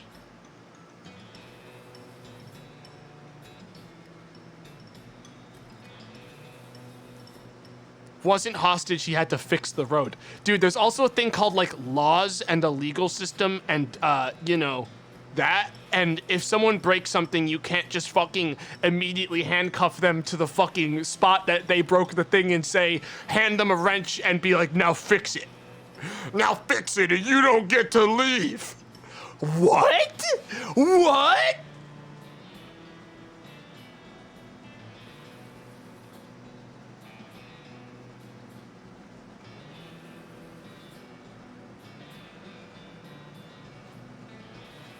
But he did get a trial. Chat, that was a kangaroo court, and you fucking know it as well as I do. That was kangaroo court. You know that for a fucking fact. We all saw.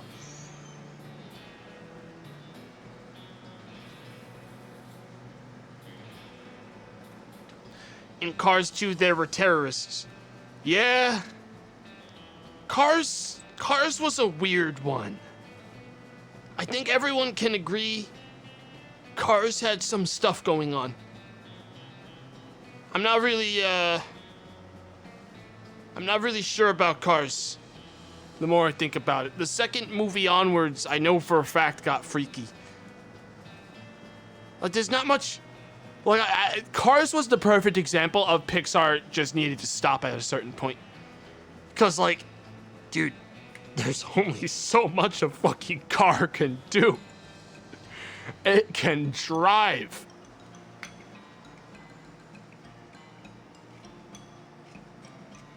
Meanwhile, Planes. They didn't make a Planes movie, did they, chat? There's no Planes movie. They did? No. No. No. No, no, no, no. No, no, no, no, no, no.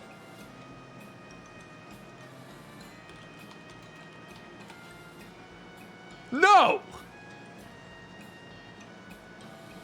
Ew! Pixar didn't make this. This is like some fucking off-brand Pixar bullshit. There's no way. Right? Oh yeah, I'm not seeing anything. It was Disney animation. Yup. That sounds about right.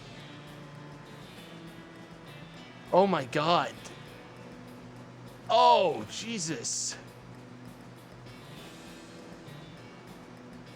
It looks bad. It looks real bad. From above the world of Cars.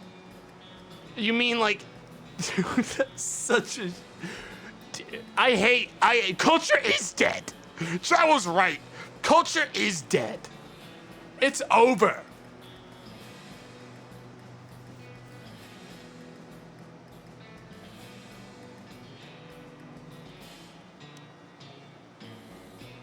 Man, I can't wait for boats. Dude. Dude, me too, man. Me too, man. Giant Meteor 2024. That is a fucking spooky message to post, chat. Just psycho shit. Just no context. Giant Meteor 2023. It's coming. Okay, man. Isn't there like a big fucking asteroid that's gonna pass pretty close to Earth in 2023? I'm pretty sure there is. Because I remember when I was a kid, I heard about it, and I was like, it's over. In 2023, it's over. Close, quote unquote. Well, yeah, close in the chat. If something passes within like fucking 10 trillion miles of us, it's technically close in a cosmic sense, isn't it?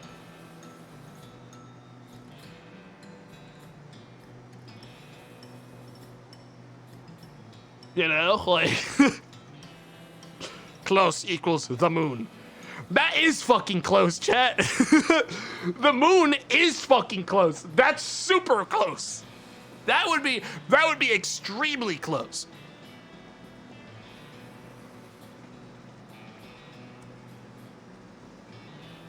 There's a website that tracks all known close Earth objects.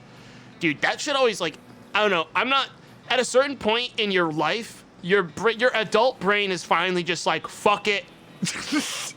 If I worry about all these things that could get me, all right, I'm gonna go crazy. None of it fucking matters. I remember going through a phase when I was like a young kid where I was like super afraid of like cosmic fucking things, like asteroids, like fucking gamma ray bursts and shit. And eventually I was like, wait a minute, this is stupid.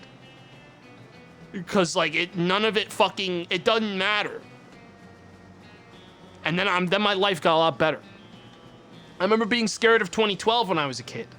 Not when 2012 happened, I wasn't anymore, but when it was like 2009, I was still like pretty young. I was like, dude, this sucks. I was like, I remember that was basically my state of mind was, dude, this sucks. And then when the day actually came, I slept through it by accident. And when I woke up, I was like, oh shit. Ah, dang, I even missed it. Ah, dang. You slept through an entire day? Yeah, dude. Missed the rapture. Dude, what if we all did? What if the rapture did happen and there was only like 2 people that counted? Like, what if we just never noticed? It was like John down the street and like one other person. And like everyone else, poof. All here, doesn't matter. We missed it.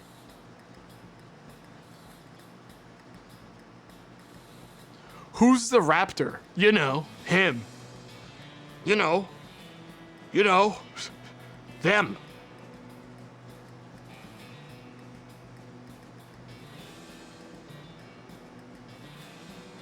Fuck, I miss John. He was really nice. John was really nice. That's why he got to go away while the rest of us get to stay here for an excruciatingly long apocalypse. That'll take anywhere between, 1 to 40 more years. I give us 40. I'm like, I've already sort of resigned our fucking fate to within the next 40 years we're gonna be wrapping this party up. I'd say 60 to 80. Yeah, right, dude. Bet. Bet.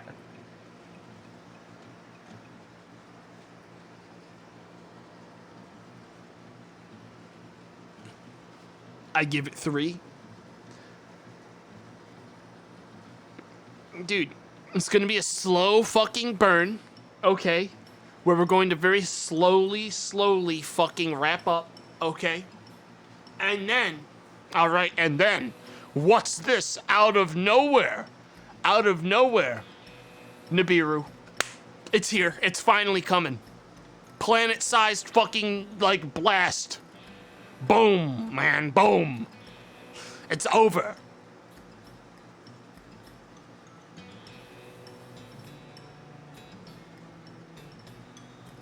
Rogue Planet comes in with the steel chair. Stop, I'm scared now. Dude, chat. It's good to not worry about stuff like that. It's like, I'm talking like genuinely, and it's super easy to say it, but like, dude, it's just what it is. You can't do anything about it. Don't sweat it. There's no point. I've had my fair share of existential bullshit.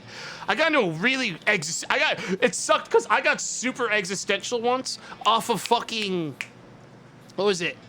Alien Covenant, which did not earn it. It didn't earn triggering an existential fucking like adventure for me in my brain for fucking 4 hours. I watched like Alien Covenant, and at the end I was like, dude, what the fuck? And I like started thinking about things, and I was like, dude, Alien Covenant didn't earn this, but now my brain's going to like all these different fucking places, and like eventually I finally fucking, I don't know, when there's like genuinely a threshold, I think, in your life where you just finally, where your brain's just done with worrying about stupid shit. You know what I mean? Because it's just, like, you just like your brain, you just grow up a little bit, and eventually just like, I don't know, for me it was like 23 or 22. I was just like, I have bills to fucking pay. Stressing about this shit doesn't fucking like matter. If a big asteroid comes and fucking explodes me, like, whatever, man. Like, they got me. Shit. I'm done. You know? Soma really fucked me up. Yeah, Soma was a fucked up one. That's like, I would say Soma, I didn't like that game, but the story, the concept of it, which has been done before technically Soma did it, is pretty interesting. That AI shit is always really interesting because it's true. Like, if you were to upload yourself, quote unquote, into the fucking grid as an AI, that wouldn't be you. You'd be watching like a perfect recreation of you, like from an outside looking in. Like, your matter is still here. The thing that makes you you is in your head. Like, without removing your brain and putting it in there, like, it's not possible to upload that and still maintain the same consciousness. Your consciousness is here, you know? And for some people, that's advantageous. They say, well, technically, that's still me, so it doesn't matter. And, you know, some people can, I wouldn't be down with that. That's like that Star Trek teleporter theory, where it's like, anyone that beams, if you got atomized by a teleporter, you are dead. You just died. It killed you when it did that. And then it just remade a new you with all of your same fucking memories. You know, it's the same thing.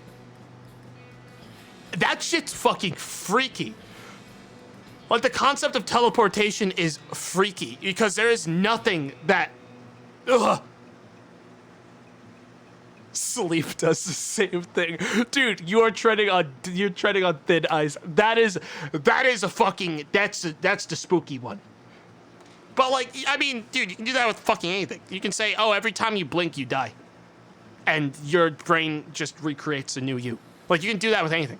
You can genuinely fucking say that for anything, and it technically can't be proven wrong. But it's like, pfft, you don't know. You're never gonna know. Right, chat? Every time you fucking sneeze, your fucking brain deletes the old you, and a new perfect copy is made with the same memories.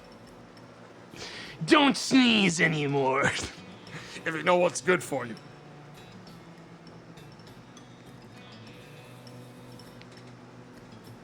Man, this stream, this got existential today. I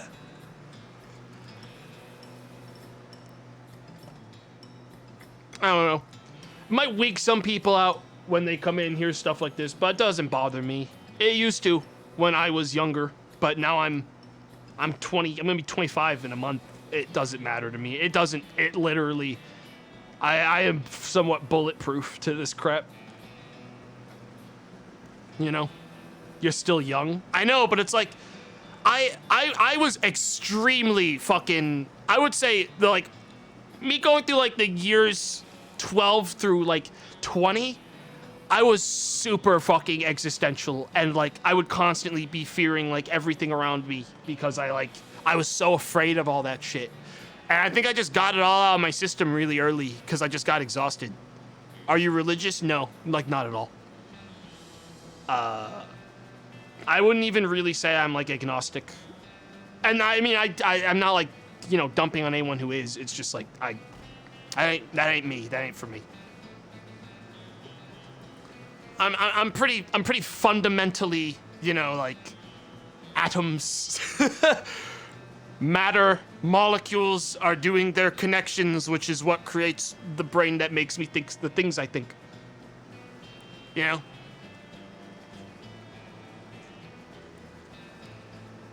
I don't know. I would say that part of that is also that that's a lot of what my family is. Like my uncle is very much like me and has a lot of the same like thought processes, and I've talked with him a lot and shit like that. So it's like, you know, for me that's just what my deal is, you know? It's not that it's wrong or right or whatever. I mean, like, you can believe whatever you want to believe. I'm not gonna fucking dump on you and be like, this isn't real, you idiot. It's like, you know. I mean, it's just like, it doesn't really matter, does it? It doesn't change anything. Oh, that's why you're that way. Agnostic means you don't know. I mean, like, I don't know, like, I would say I'm atheist, but I could also say that, like with many things, you can't say with 100% guaranteed fucking bulletproof certainty that something is the way it is because we are constantly proven wrong in science, right? So, like, you know, like that I guess that's agnostic. I'm like, I guess I'm sort of agnostic, but that's like, I don't know. It's very like, but probably not though. Like, you know what I mean? Like, I guess that's where I'm at. Is that it's sort of like yeah, there's a fucking microscopic fucking tiny billion and 000 permanent zero chance that there is something we don't understand because that's just fucking, you know, it's not realistic to say with bulletproof guarantee that it's not possible, but shrug. You know, like, that's just me saying that science isn't bulletproof, and, you know, that shit, that's just how life is. That's how the world is. Question marks. Agnostic, the religion of I don't know, maybe. Yeah.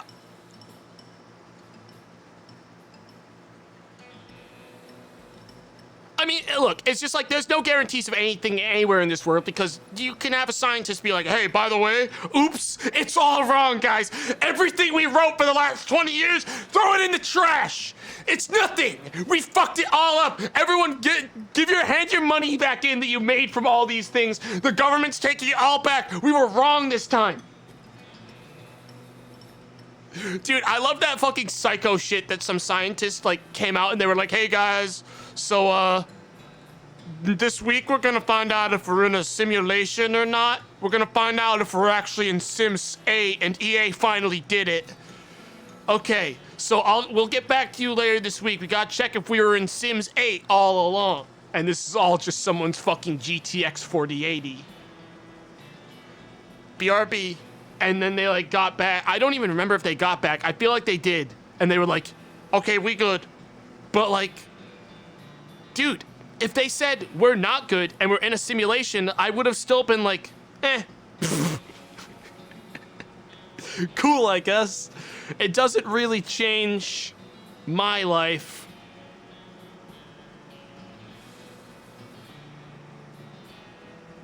I'd be like, fucking asshole, though. I'd be like, what the hell? Like, fucking give me, like, use a cheat. Give me some more money.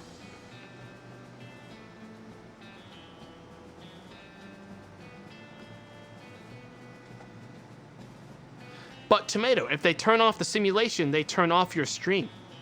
Eh.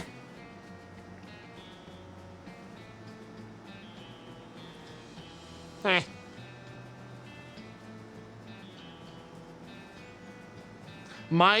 Oh, here we go, chat. Here we go. Time to bring in some motivation into this goddamn thing. Someone says in the chat as it scrolls by, my cheat code is confidence. And I put it in every day. Shut up, loser. You suck. My cheat code is fucking constantly asking for gift subs on stream and resubscriptions. Come on, chat. Bring them in. Let's get some money in the bank. I gotta buy my new fucking TV. My new Sim TV. Come on. Woo! It's all simulation, chat. You guys don't have to worry about anything. Bloodvinder, thanks for the 10 gifted subs. An anonymous gifter also gifting 5 subs. Ladies and gentlemen, that gets me one step closer to getting a funny TV. I'm gonna go make some fucking mac and cheese and leave it on the stove for too long, at which point it'll burst into flames, burn my house down. But it's okay because, guys, it's just a simulation. The Death Rage, thanks for the 10 gifted subs. Thank you very, very much. Money is fake, bro. Well, Chad, look, here's the thing, is that eventually you can get into that existential fucking bullshit to the point where you can just be like, no one's real but me. You're all in my simulation, and I'm the only actual consciousness in this universe. And that is a psycho fucking spot to get into, you know what I mean? But like, technically, you can say that the only thing you know for sure in this universe is that your consciousness is real because you're experiencing it, because it is you, right? Think about it.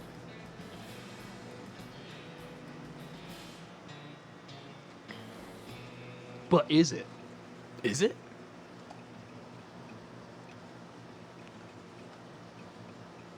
I'm the main character. No me. No me.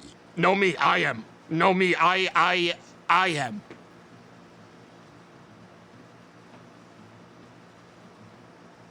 It's me. Prove it. Oh yeah? I'll show you. I'll do something only the protagonist could do.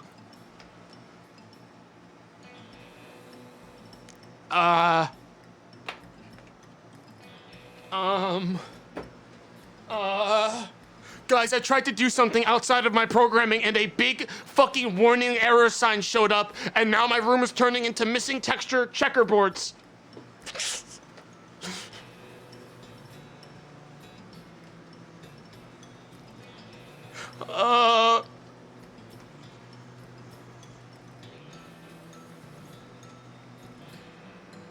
Open console idiot. Yeah, you're right.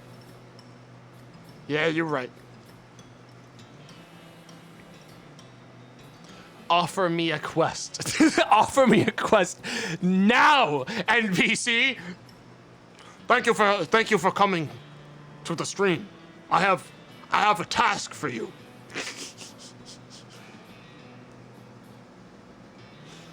Donate subs to Tomato. That's pretty good.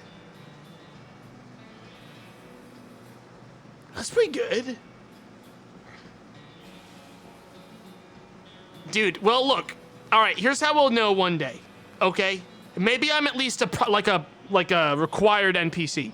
So if I ever get murdered and everyone sees on their screen, like in their eyes, the thread of fate has been severed, then you know that I was at least someone, okay? That's my goal in life, is to know that when I go down, whether it be from old age or a horrible fucking accident or some bullshit, when I die, I hope that I pop up on everyone else's screen as divine, like the thread of fate is fucking severed and it's over. Press like R to reload. At which point, owned, all right, I win. I'm probably not the protagonist, but I can at least go for main quest line.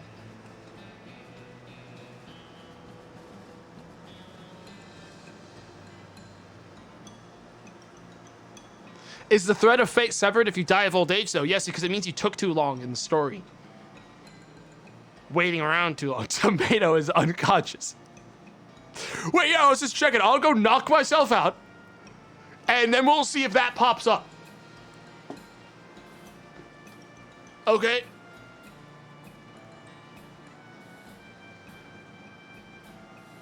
Dude, I just like, man, imagine finding out that you are a miscellaneous NPC without a quest line even. You know what I mean? Imagine not even being fucking worth a side quest. At Tomato Set Essential 0. Ow, I felt like a genuine pain in my chest when you said that.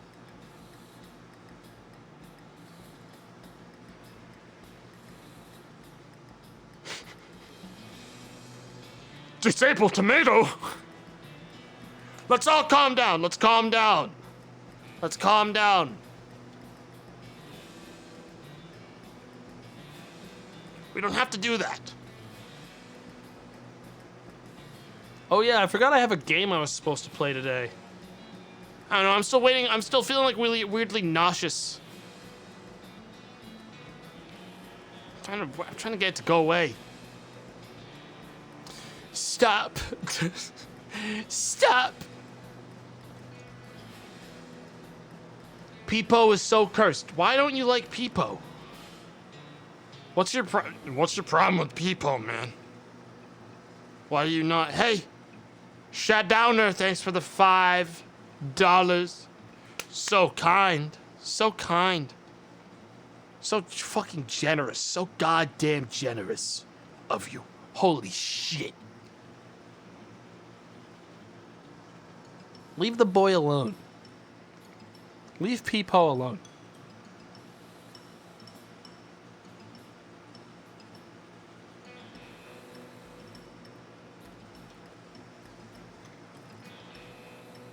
Holy shit, 2-hour intro. Yeah. Look, chat, it's like, I'm gonna play the game. It's just like, dude, sometimes I wake up and I just end up having fun talking. And then I'm like, I'm having fun talking. You know what I mean? Vermillioner, thanks for the gifted sub. Dane, thanks for the $5.01.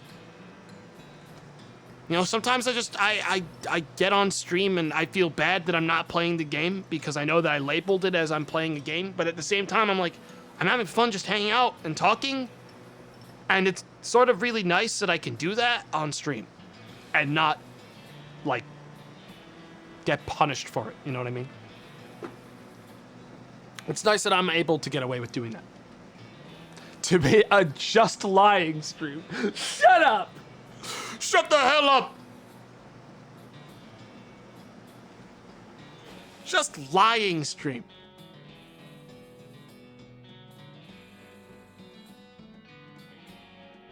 Psychic damage. Ah! Ugh. Dude, I think I might try to get my friends into No Man's Sky. I sort of want to check it out again. I mean, I'm not gonna stream it, but I might try to entice some of my friends to check it out with me. Cause I saw another big update for it's coming out soon. Those devs really turned it around.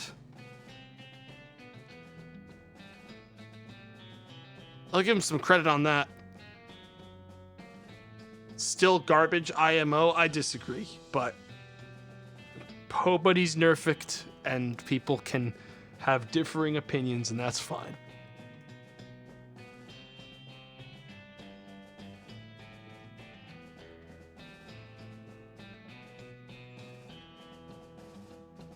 They got dedication at least.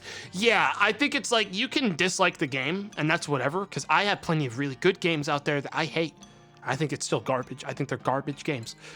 But you can't look at the cycle of that game and the direction it's gone and say, fuck this, these guys aren't trying to fix their mistake. Like, they've continued to pour effort into that game. And I think that is worth at least being like, yeah, good on them. Like, at least they're trying to, like, fix their bullshit and, like, improve the product. Because a lot of devs would bug out, you know? I'm just not a fan of rewarding actual full-blown lying. There's a video made by, like, internet historian, I think, that I watched that sort of, I think, puts it into perspective better than I think a lot of people have a really spiked fucking opinion of that shit. And I think internet historian put it really well in that. Like, there's a lot more nuance than just they're scumbag liars and they're all fucking trash and I will never forgive them for that. It's like there's a lot of fucking, like, you gotta remember that, like, these are people. These are like human beings, and like people can fuck up and say things they don't mean to say. And I don't know if you've noticed, but the internet will fucking take anything and turn it into something and grab everything and like explode it in a million different ways and like make whatever they want out of anything. You know what I mean?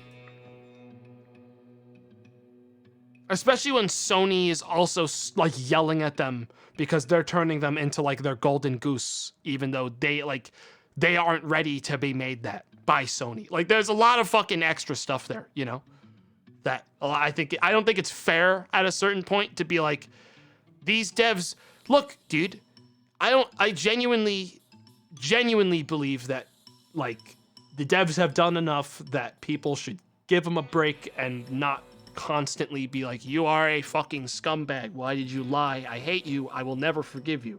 I think it's important as a human, as a society, to look at something and look at the effort people make to right the things they've wronged and be like, all right, you clearly care, and I'm going to readjust my opinion because of that. You know what I mean?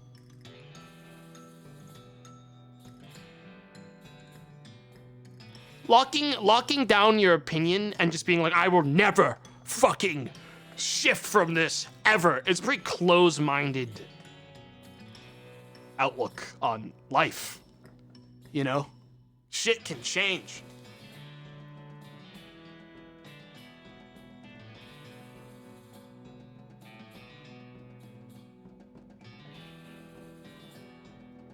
I don't know. Most of the time when I see a really negative opinion of No Man's Sky nowadays, and I don't, like, it's fine if you don't like the game, but when people are like, fucking devs are liars, it seems like usually those people haven't, like, at least from me looking at the way they say it, it seems like they don't really care to look at how things have changed and don't want to, you know, adjust that at all. They are just locked in on one fucking thought process and they won't ever shift it, no matter what. You know?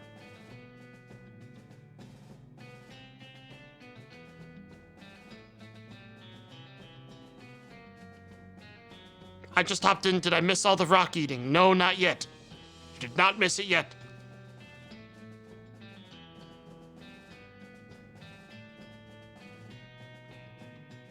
I saw some people talking about the Scott Cawthon thing. Chat. All right. I have some slight opinions on the Scott Cawthon thing because I did see that, and I did see that happened, and I thought that was a fucking pathetic mess, honestly.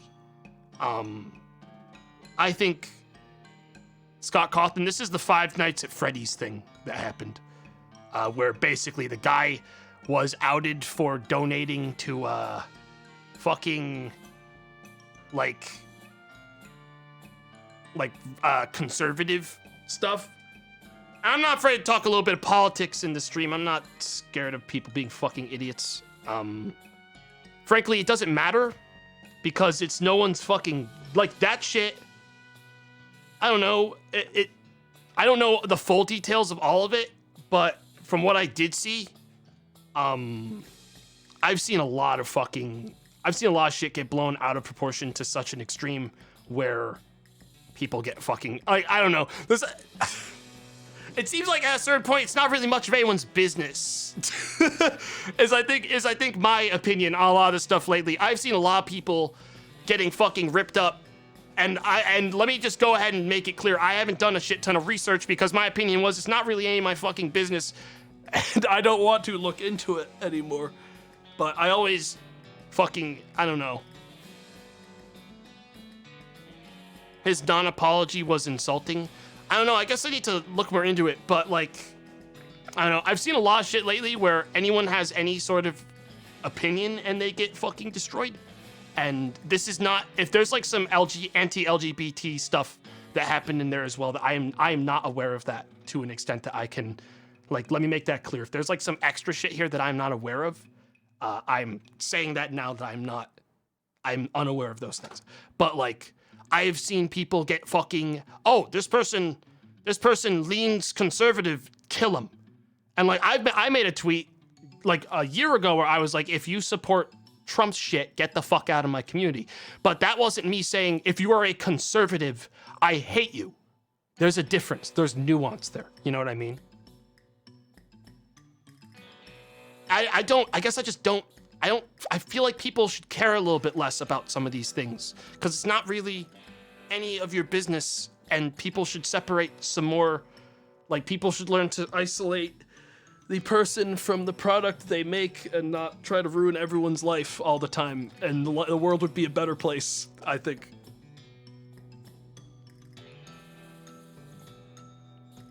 I don't know, that's like, there's so much there you can say, he donated to a fascist, he did this, he did that, and it's like, I don't know, I also saw a lot of stuff where the guy seemed like a decent person, like, online, and seemed to also do okay things, and I don't know, it just seems, it's really sad that we have gotten to a point where someone can just fucking, you know, it was just, like, depressing, because I saw the shit that happened with fucking, like,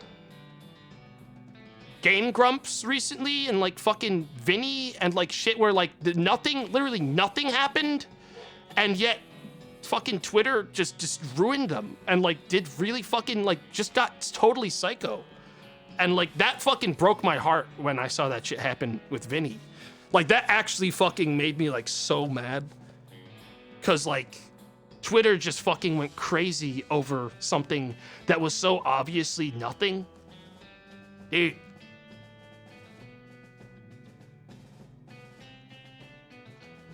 I like don't even blame Vinny for going on like a break.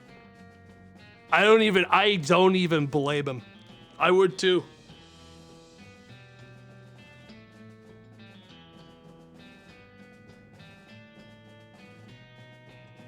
I wouldn't want to be anywhere near anything with this if that happened to me.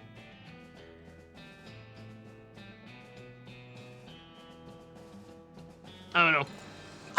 I'm a firm believer that unless someone is an extreme fucking case, I don't believe anyone should have their fucking shit ruined to the extent that Twitter and a lot of social media tends to go.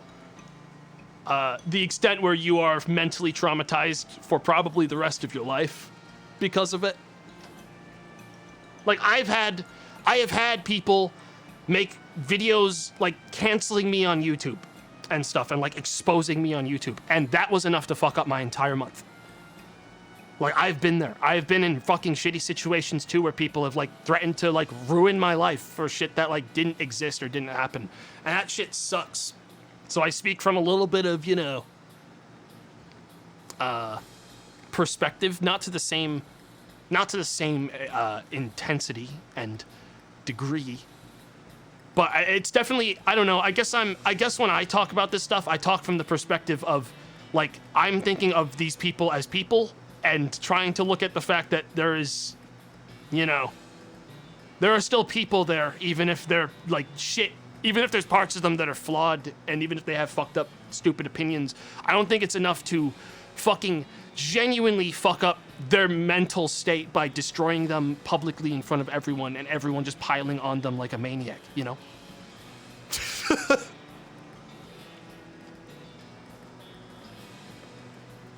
know what I mean? The Scott thing is interesting.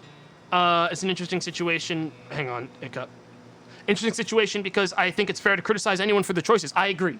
But it sucks that he had his privacy violated. There's gray zones. Yeah, I mean, that's the thing, is that, like, I think it's okay to be like, you are a fucking idiot for liking this thing or supporting this thing. But, like, when it reaches into the person's private life and stuff, that's dumb and stupid, you know?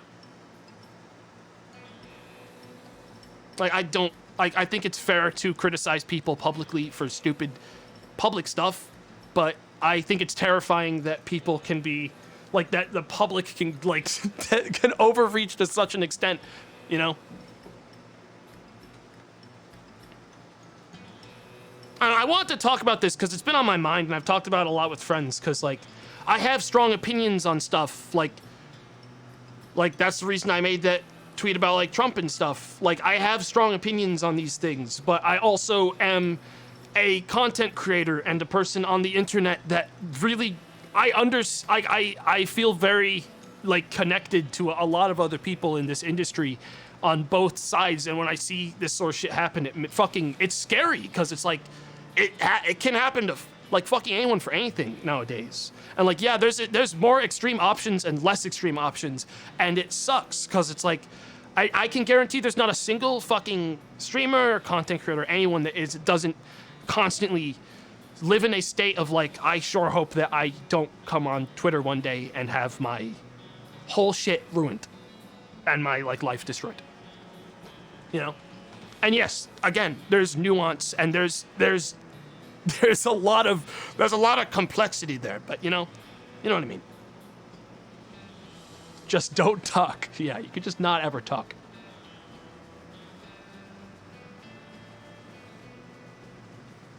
Just don't use social media.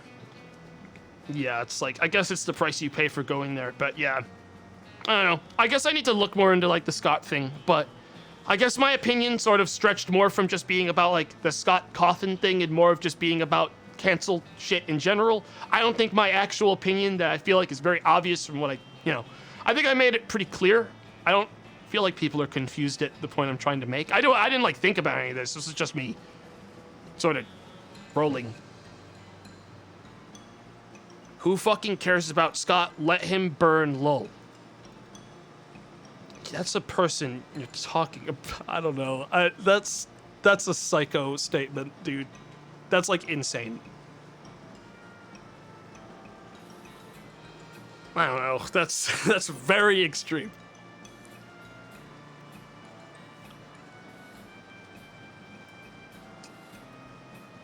I don't know. I remember genuinely having, I don't know.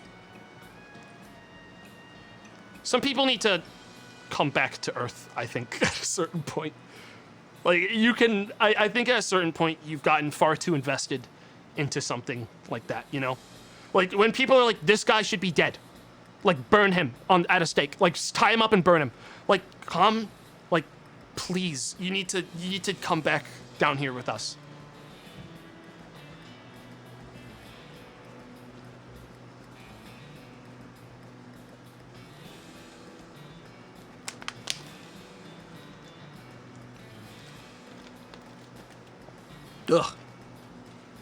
Ugh.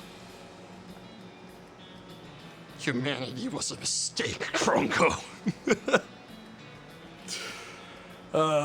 Chad, I don't think I'm gonna play the game today. I felt like I needed to talk about this, but I sort of assumed that whenever I got around to talking about it, it would be sort of like a pretty intense mood shift. So I'm probably not going to play the game today. Feels sort of weird now to switch to the game after that, you know what I mean? I mean, come on, guys. Now I want to I don't know. Let me make something clear.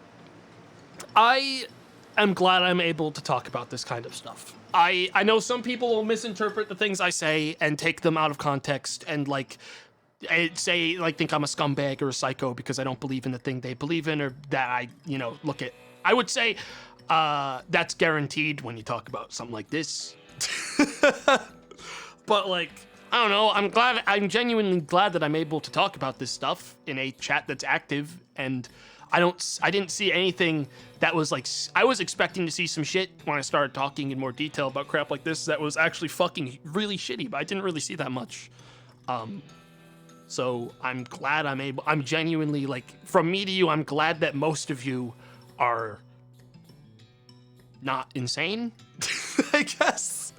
Thanks for giving me a chance to talk about this stuff without being extremely scared, because I think a lot of streamers are. I mean, hell, I've seen streamers that are afraid to fucking tell their chat to stop being, racist maniacs, because they're afraid of the fucking backlash they'll get for even doing that. I don't know. I'm glad that you guys aren't that. I'm glad that I can actually fucking yell and say something and make a point and not be like, I'm gonna get fucking, my day's gonna be ruined for this, you know?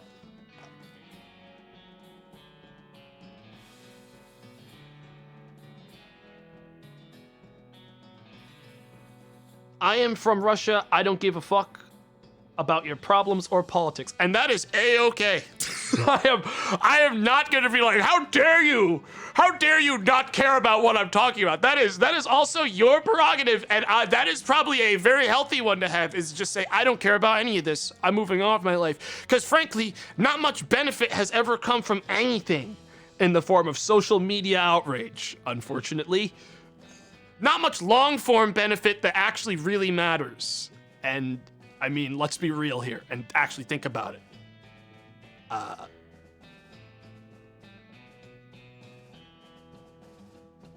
Well, then again, I'm not on social media that much, so I probably missed a lot of things.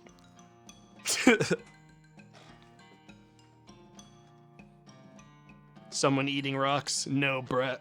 Someone's talking about fucking everything that streamers try to avoid talking about for fear of their public execution.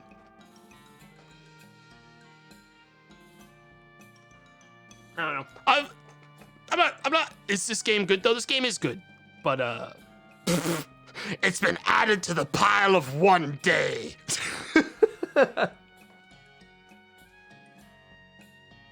You don't mean hating copium? No. But I do think I am gonna move on. Unless someone has some genuine fucking question for me about my perspective on things, I will move on to a different topic of anything but this, because I think I've said my point.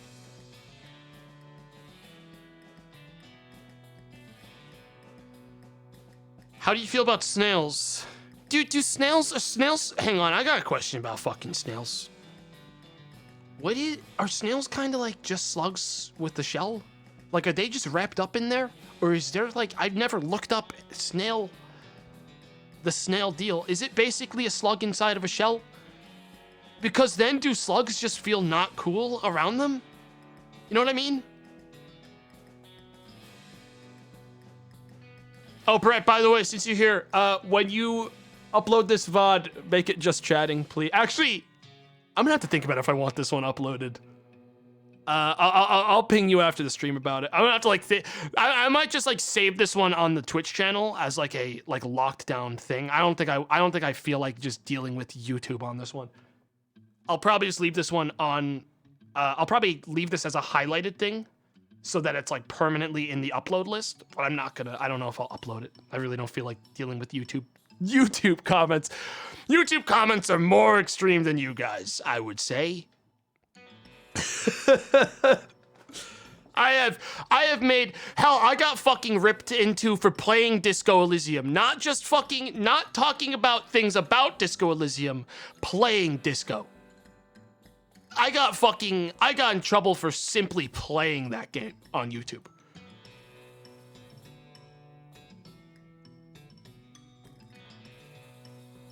Why? Because the game has very strong left-leaning, like, pro-communism opinions and stuff. And people feel threatened and scared by that. It's commie propaganda, that game, brother.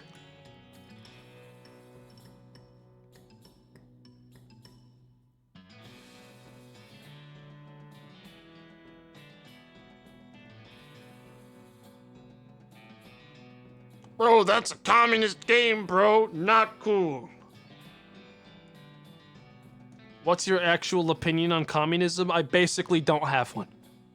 Chat, I'm not an extremely political person.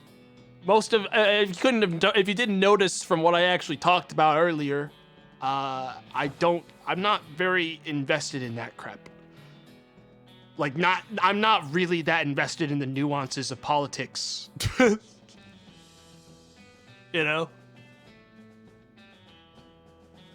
You have to pick a side, what the fuck? Well, I mean, it's pretty obvious I'm liberal. I mean, I feel like that's fairly obvious. But like, I'm not deep into this fucking shit. I'm not deep in, and it doesn't really fucking. I don't know. I judge No, we're not getting back into this. If you want it, I already talked about this shit. The shit I was about to talk about, I already just fucking talked about. You just rewind the VOD and watch it again, loser. Yeah, but what was I gonna say? Yeah, I got Disco was a bad scene. I got owned in Disco, dude. I got owned.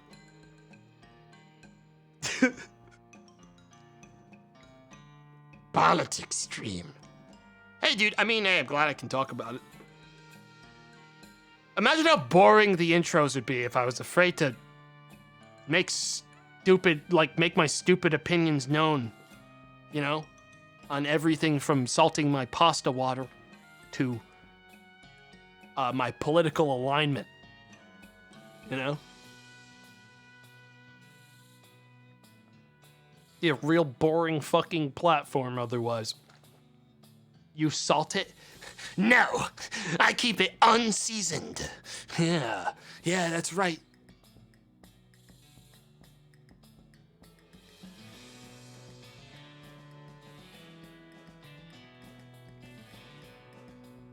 Streamer's a psychomaniac, idiot, loser. Yeah. All of those and more, chat. All of those and more. This guy's completely unhinged. Yeah.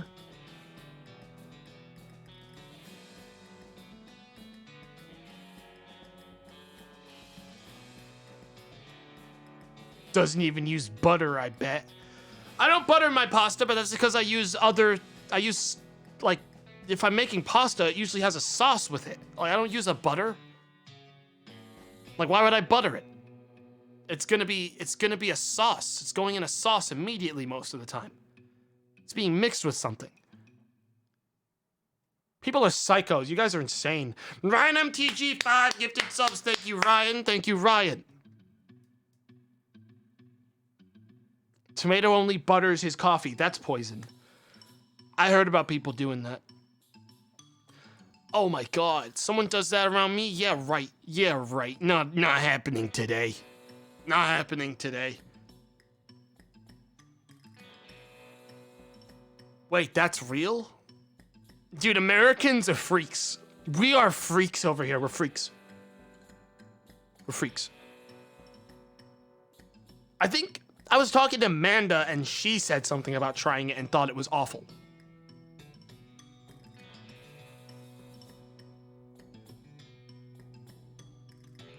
You know what I mean? Tomato eats peanut shells. Dude, I wish. I wish I could. Sometimes I'm done eating, it's like, dude, when it's salted peanuts, dude, I'm like, dude, peanuts are fucking good, dude. I wish the shells were edible. I mean, obviously, I don't eat them. You guys gotta believe me.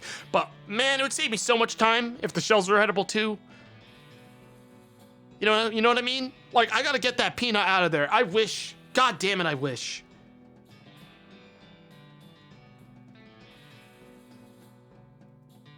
Shit.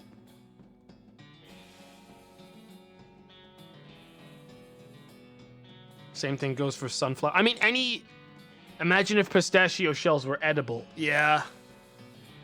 I mean, we can keep living this dream. I mean, one day, chat, look, genetic shit, genetic editing, all that crap is getting crazier and crazier. One day, we're gonna have fucking pistachios with soft, gross fucking shells. And we're gonna get to eat them.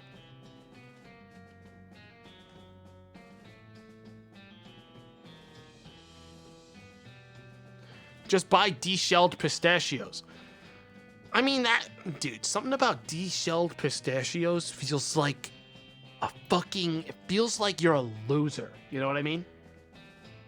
Like you lost. You couldn't even handle the shells of a pistachio, you loser. You know what I mean? Your muscles are so weak. Your fingers are so pathetic. You couldn't even be a pistachio. LOL. You know what I mean? LOL. Omega lol. LMAO. You got owned.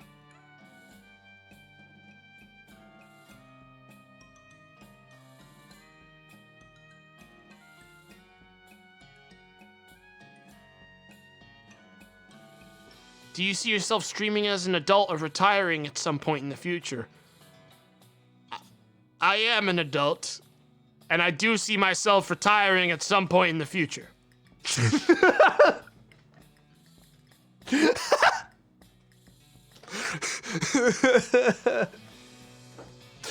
Yes, I can imagine both of those things happening. 24 lit, lol. An adult, lol. Dude. 25, I might as well be fucking elderly at this point. What a non-answer. What do you want from me? I'm paywalling the real answer behind more money, everyone. That's right. That's right. Gotta make my cash back. Circaris gifting 10 gifted subs. That's just enough. That's just enough. I can see myself streaming all the way up till I'm 40. I mean, if people are watching, here's the thing. I'm not going to stream if there's no one watching anymore. If everyone's like, Tomato sucks now. He's not funny. He's boring. I hate him. I'm going to leave. I'm not going to keep streaming if there's no one watching. I sort of don't. I don't stream because I love streaming. I stream because I like talking to people. And it makes me money. Those two things together make it a fun job and my dream job. But if those two things were no longer functional, I would probably find a new job. You know? Goolsy, thanks for the 5 gifted subs. Thank you. You can stream The Sims 8. I already am.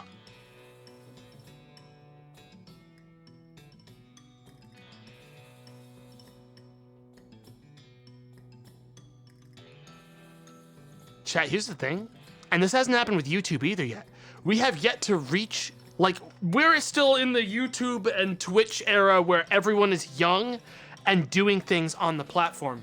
We haven't yet reached the part where people are like, guys, I'm fucking old and I'm sick of it and I'm retiring. Like, that's gonna be a wacky fucking time when, like, the big boys are like, I'm done. Because that really hasn't happened yet. Not for real.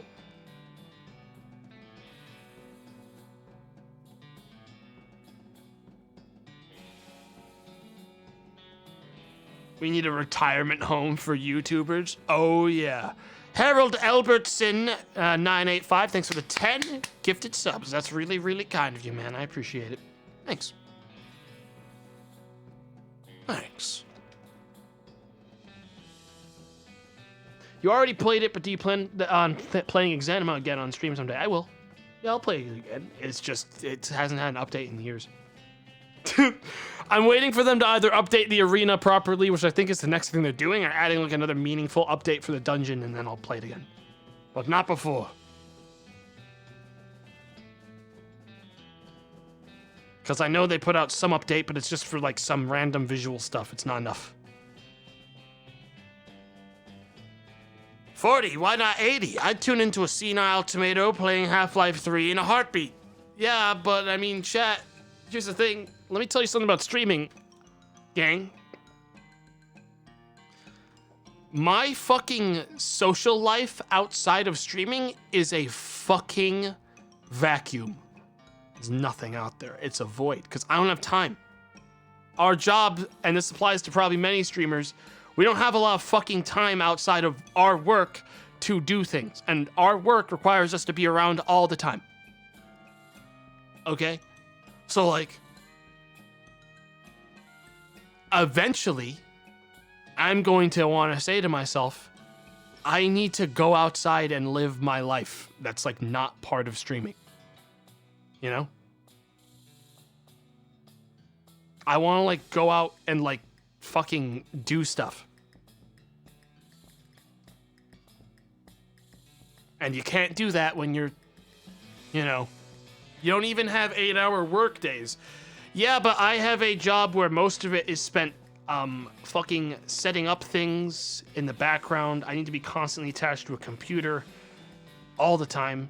And unfortunately, my job is one where I pick my own hours, and that makes every moment that I'm not working on something, including the job, extremely, extremely stressful because I'm not working. I should be working right now. I have to be working right now. Why am I not working? Why am I not streaming? I need to stream right now. My job is always on. You know what I mean? That's the streamer problem. You didn't get as much of it with YouTube, but I get it a lot more now that I stream. Why? I just explained why. I am always, if I'm not on stream, I'm setting up later streams. I'm prepping, I'm streaming, I'm eating, and then I'm going downstairs, and it's too late for me to go out and do things, so I'm on my computer chilling out, and then I say, I shouldn't be playing a game right now, I should be working, I should be setting up things. Like, that's the cycle of streaming. You know? That is probably how a lot of streamers live. When's the last time you took a proper vacation? When I was, right before I started the Cursed Oblivion thing that I don't want to ever think about again. And most of that was spent setting that up. So I didn't really take a vacation. But that whole time I was doing that, I wanted to stream the whole time. So I don't even know if I take another vacation again. Because I didn't even end up getting one. I was too stressed out about streaming the whole time. So that doesn't even really count. The next vacation I'll take will probably be me going on a trip to visit friends or something. And even on that one, like, you can't escape IRL streaming or some bullshit. There's always fucking something. There's always something. Dude.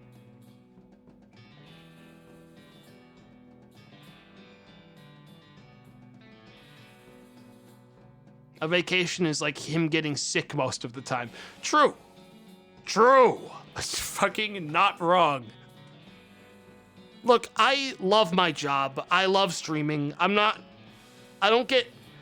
got burned out playing games, chat. Which is why I don't play them as much anymore. If you want my honest take, there's a reason why sometimes a stream where I'm playing a game turns into a stream where I'm talking and I switch it to just chatting now. And it's because sometimes I genuinely mentally don't want to play a game, you know? Today was sort of one of those days. I set up VR, I got ready to play a game, I got in and I was like, this fucking sucks, now I'm bummed. I guess I'll grab something from the backlog that I don't really care super much about. I won't lose any sleep if I don't play it, and then I'll see how the intro goes. And if the intro's going well, I won't play it. And that's what happened today. I wanted to keep doing the intro. I'm having fun talking. You know? I'm glad I'm able to do that because that was one thing that you can probably notice did change when I came back from my week off, was the intros got longer and longer because I like doing this. This is the most fun part of the stream for me. Most of the time, the most fun part of the stream for me is playing, like, just talking and hanging out. The games are fun, but I have way more fun in the intro.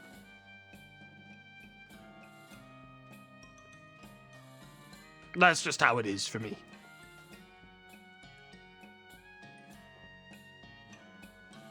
Do a podcast. Dave and I have talked about it. I just don't really want to. Chat, the problem is that stuff's good until it's not, and then it sucks, and it's a bummer, and it's a lot easier just to never, ever, ever, ever, ever label anything, and just live our lives constantly fucking, you know, doing whatever.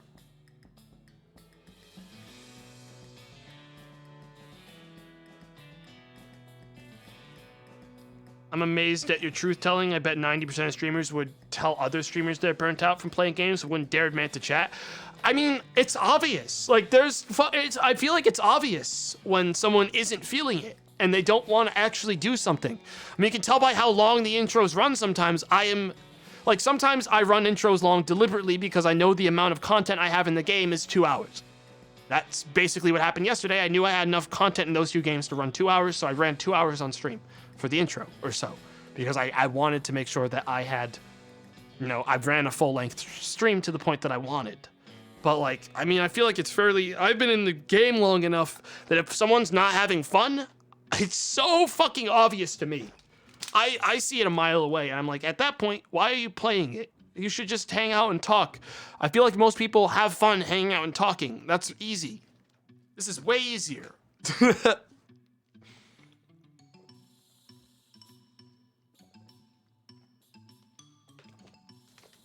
What do you plan on doing when you eventually stop streaming? Retiring. I'm deliberately investing and doing things to set up for my own retirement because I have no intentions of doing anything after this if my trajectory continues in the direction it's going. But that won't be for a long time. What does retire mean to you? Not working. Not working, probably with casual day trading. That's what retirement means to me.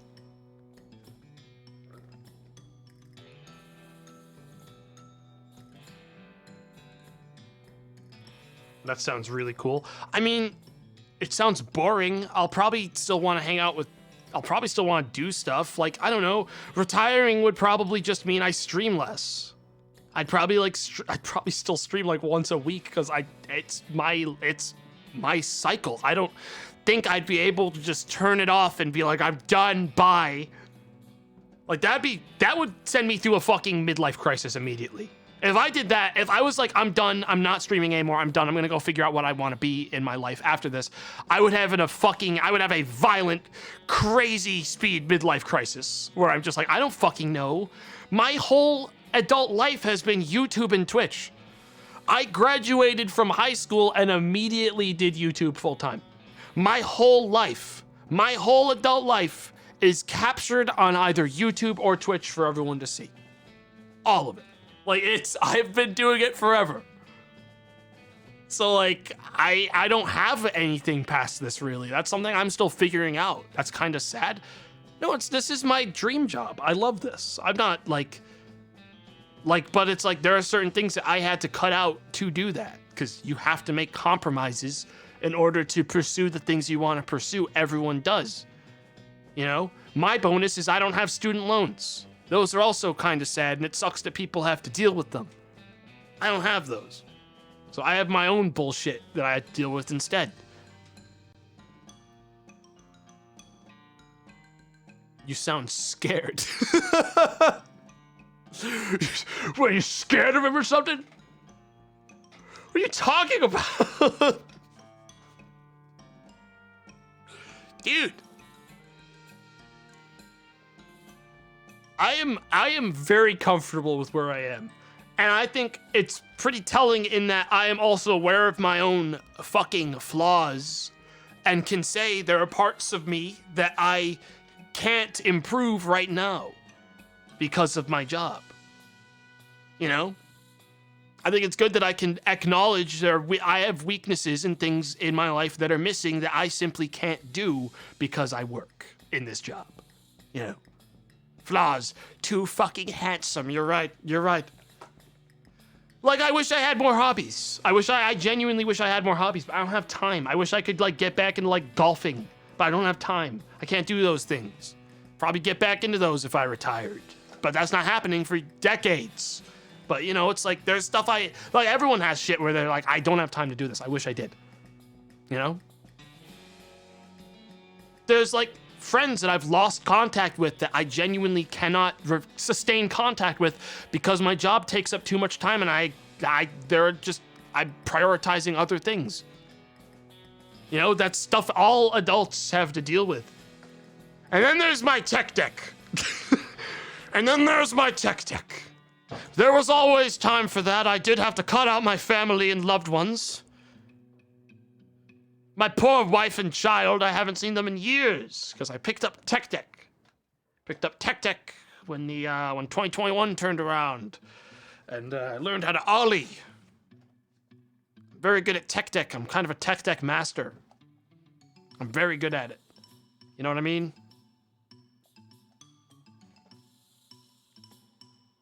When I retire, I'm gonna go toe to toe with the greats. Greatest tech deck masters of this goddamn world. When you gonna pick Yu-Gi-Oh back up? Dude, I fucking saw what was going on with Yu-Gi-Oh, man. I saw some of that shit. I got out of Yu-Gi-Oh at the end of the like GX or whatever it was.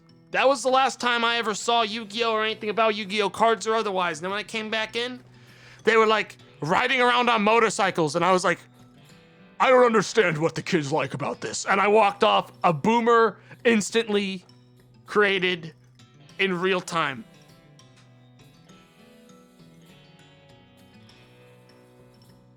Card games on motorcycles, I don't fucking like this.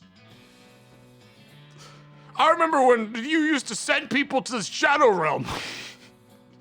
I remember when all that would happen is you'd run up to somebody and they would cast the Seal of Orichalcos on you, and you'd say, you fucking asshole, you said it was just gonna be a normal game today, and they say, sorry man, player, your soul's going in the seal, ass. What? Man, fuck you. Dude, imagine it. Imagine fucking like inviting your friend to a casual game of Yu-Gi-Oh, and then when they get there, you play the Seal of Orichalcos on them. What the fuck? You said it was gonna be a casual game.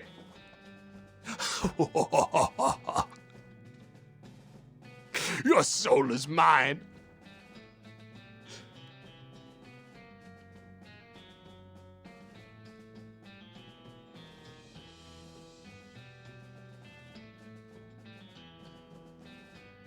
Dude, I've already talked about the Yu-Gi-Oh bullshit. I can't get back into the unbelievability of the Shadow Realm, dude. Like, where's the government? Where is the law? Like, fucking hell, if I'm a sheriff or something, I walk into a goddamn building and like I found like someone called the cops. And I walk in and I see some guy standing there on the far side of the room with his like dual disc out, and he's like, I'm afraid it's already too late, officer. I've already summoned Exodia. And this one here, this cowering child is going to the Shadow Realm one way or another. I'm going to punch him in the nose. I'm gonna walk up, I'm gonna punch him. And we'll see how good his Shadow Realm does him. I don't know a dual disc. I think that's the only way you can get hit by Yu-Gi-Oh cards. Cause like it's that, or like someone walks up to the game that I'm playing and they say, Jared, it's bedtime, honey. It's time to go to sleep. Shut up, mom. And then I say, Obelisk, the tormentor, killer. And then, I mean, what if Obelisk is just would Obelisk be like, what the fuck? You can't, she doesn't have a dual disc. I can't kill her. What if he does though? You know what I mean? Like, do they get fucking, do these things have fucking solid bodies? Or are they holograms? Because I always assumed when someone like got blasted by like magic or whatever with the card like hands on, it was actually just like it was actually just the fucking wrist thing shocking them or some crap. I always assumed it was some like weird shit like that. Because they're supposed to be holograms.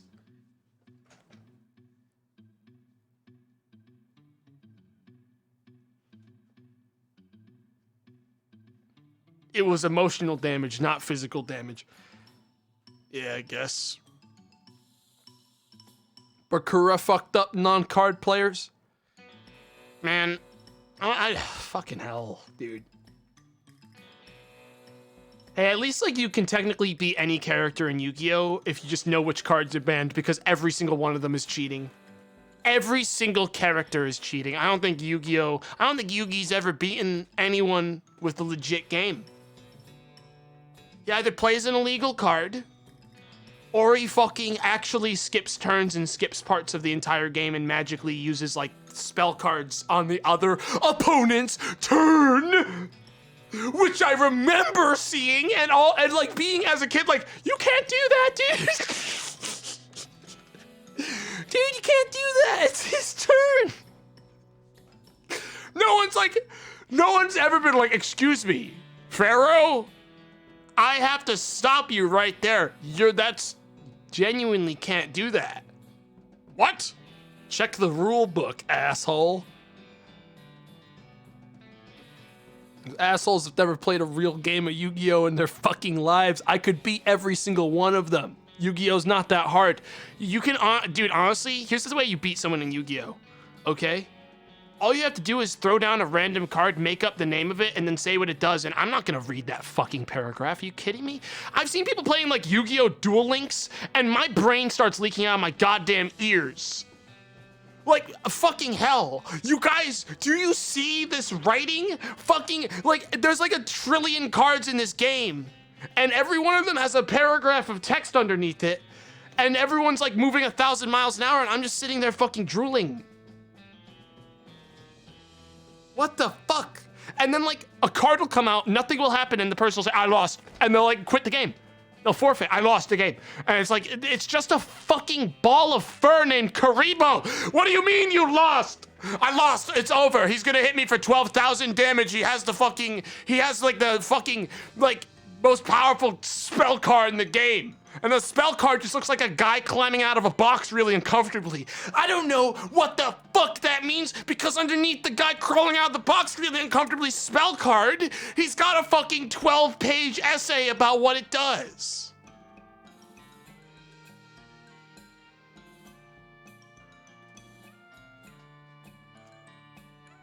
I don't know, you know? I don't know, man.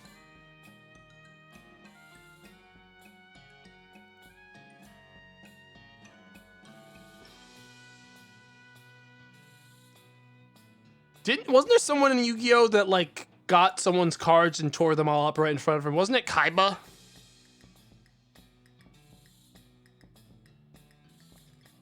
It was Weevil? Was it Kaiba? Weevil. It was Weevil. Imagine being named after a bug. Imagine fucking actually being named after a bug. Dude, fucking actual loser. Like a real loser.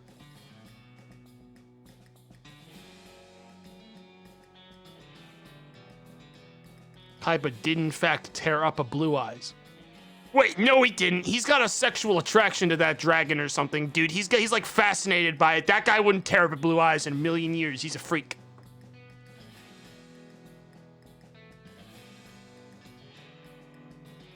He did. He tore up Grandpa's Blue Eyes. Like, what an idiot. Well, isn't that, like, really valuable? Wait a minute, none of them are valuable. He owns every... He should... Like, didn't he, like, want it or something? He owns the game. He could just fucking print whatever he wants. Why did he ever want for cards? Like... I don't know, he owns the entire fucking company that makes the cards, doesn't he? He could just cheat. He owns the game after Pegasus is gone. Oh, yeah. And Pegasus does some unbelievable Hunger Games thing on his island, right? It's been so long since I've cared about Yu-Gi-Oh! Ever, really. He does like a Hunger Games fucking event where everyone has to duel to survive or some shit.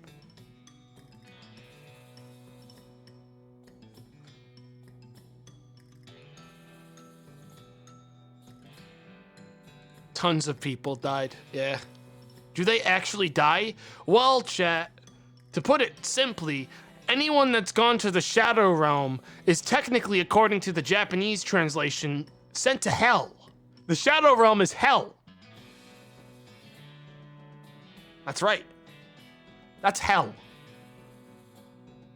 What they're actually saying when they say I'm sending you to the Shadow Realm is I'm sending you to hell. But I would say if someone put two signs next to each other and one said going to hell and one going to the Shadow Realm, I'd pick hell. I think Shadow Realm's scarier.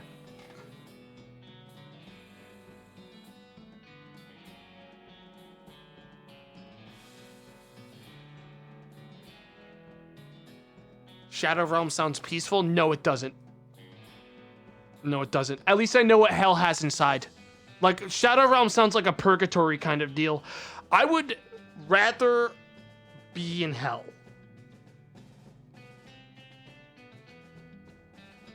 Or unless, like, the Shadow Realm is just a very poorly lit basement in someone's house or something. I don't know. That would suck. That might be damp in there. The back rooms. Oh God, you think Shadow Realm is sort of like the back rooms, man? That could be something. Oh no. That could be pretty bad.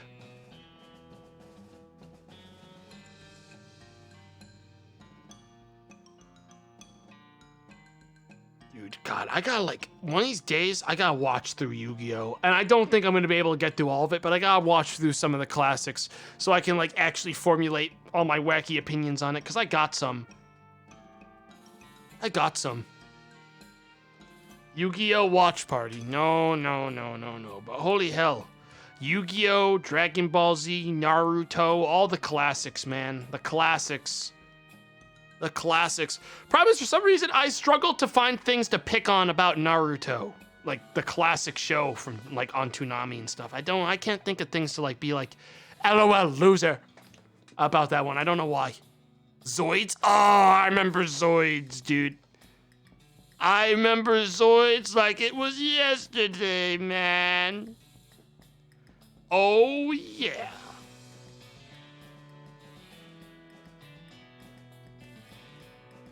Fucking Zoids. Now that was a goddamn show. The time where Kakashi choked Sasuke with a piano wire on a tree. I don't remember that. But it sounds like it happened. Dude. Sasuke sucked so fucking bad. And I can't believe they're still making characters like Sasuke out there.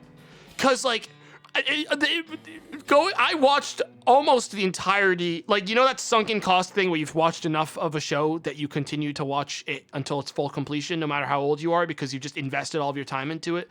I did do that for Naruto. I did the whole fucking thing. I read the second, the Shippuden stuff, though. I didn't have time to watch it at that point. But holy hell, throughout the entire goddamn plot, Sasuke was a complete fucking irredeemable asshole. He was like a Vegeta that never got any better. He sucked. And people are like, Sasuke, I would literally die for you. And I'm like, not for Sasuke. Not for him. He's the worst.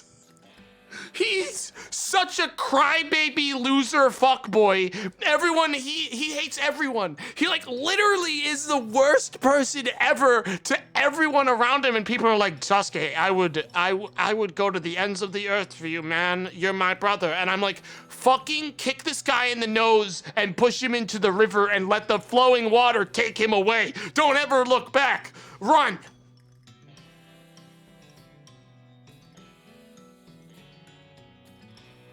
But God, was he epic. God, he was epic.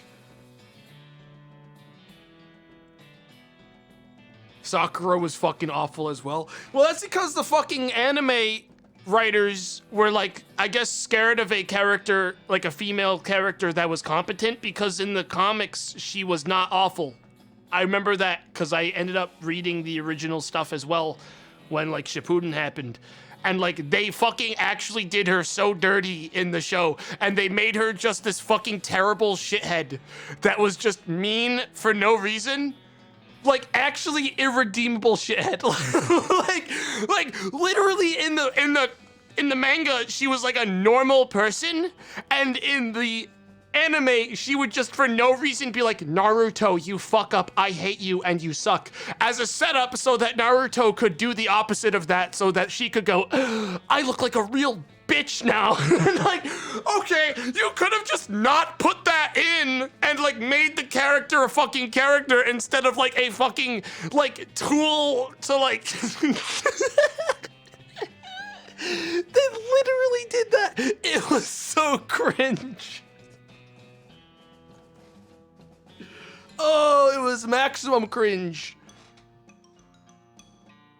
Like, Naruto gets some parents, you idiot. I have no doubt that was said at least one point by Sakura, because she was basically like a school bully for some reason.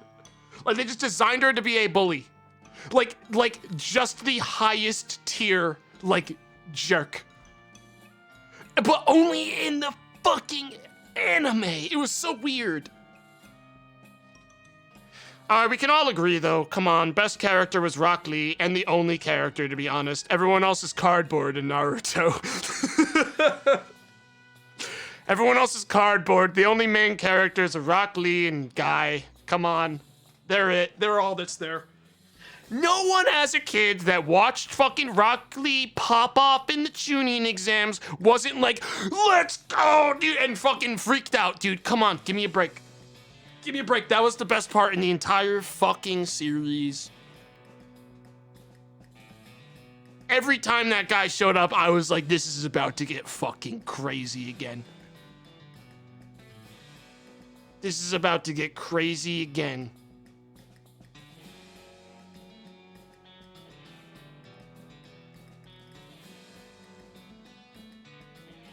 You're a serial killer if you like Shino. Who's Shino? Was Shino one of like the two characters they brought in for Shippuden? Oh, Shino was Bug Boy. Okay. There's like two characters they brought in for Shippuden that like basically as soon as this like they were only there because something had to be a fill-in for the missing characters from the original show. Sai was a fucking nothing being. If you squinted at him too hard, he refracted out of existence right before your eyes. You couldn't look at him. And like then I think what was the other fucking guy? Wood Boy. Who was Wood Boy? Captain Yamato. Didn't they just fucking kill Captain Yamato off screen and he never showed up again? I swear to fucking God, like I remember vividly like some fucking snake guy walking up to Captain Yamato and just stabbing him in the neck and he was dead. And I was like, that's a main character you just killed. But I don't even know his name, so I can't feel bad. They kidnapped him for 100 For 100 episodes, this guy's in a box somewhere. Well, look, they had to make space because the entire last fucking arc of Naruto Shippuden was like a just complete shit take of like, look at all these people. Hey, look at all these. Remember all these characters that we fucking killed? They're back. Nothing matters. It's just like Dragon Ball. None of this matters. It's like, dude. Neji exists. Well, Neji existed for the first season, well, series, which was good. He was all right. And then they brought him in again so he could get exploded. He was basically made to be a vehicle for, I guess, people to be like, oh shit, wait a minute, this is a war. But like a bunch of people already died already at that point, and it was like, wait. Why is this the one that we care about? Like, guys, don't get in the way of the big fucking monster. Like, it should have been so fucking obvious. I don't remember. It's been such a long time.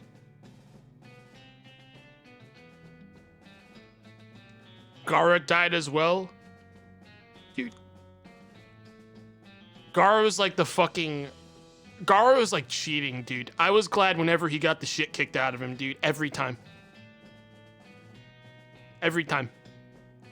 He was an alright character, but his fucking moves were just like, I explode you.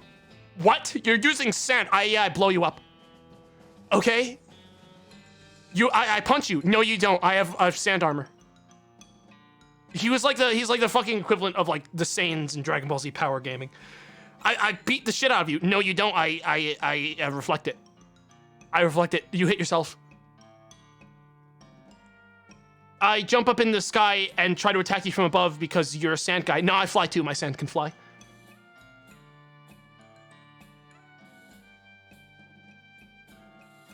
I punch you so hard you explode. No, I am sand now. I disappear. And then you're basically just like Crocodile from fucking One Piece. It's like, what the fuck? You're just cheating.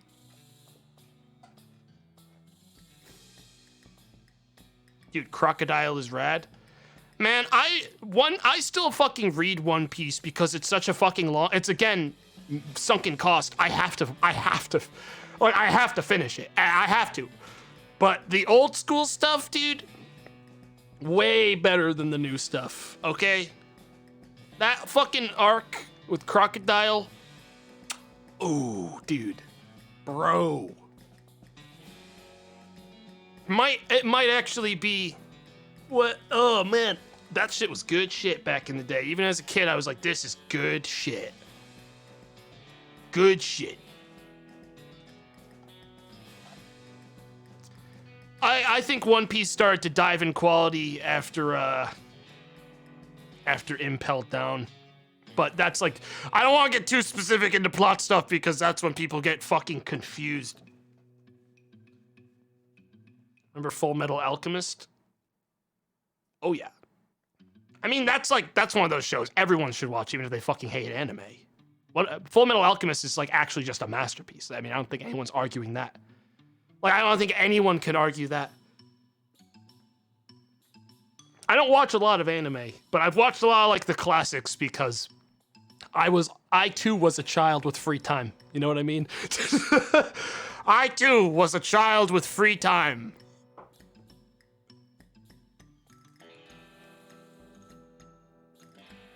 But not so much anymore. Have you seen Hunter x Hunter? I did. That was one of the only shows that I've watched more recently that I had time to get all the way through.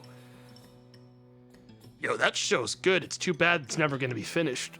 It's too bad the manga will never be done. Ever.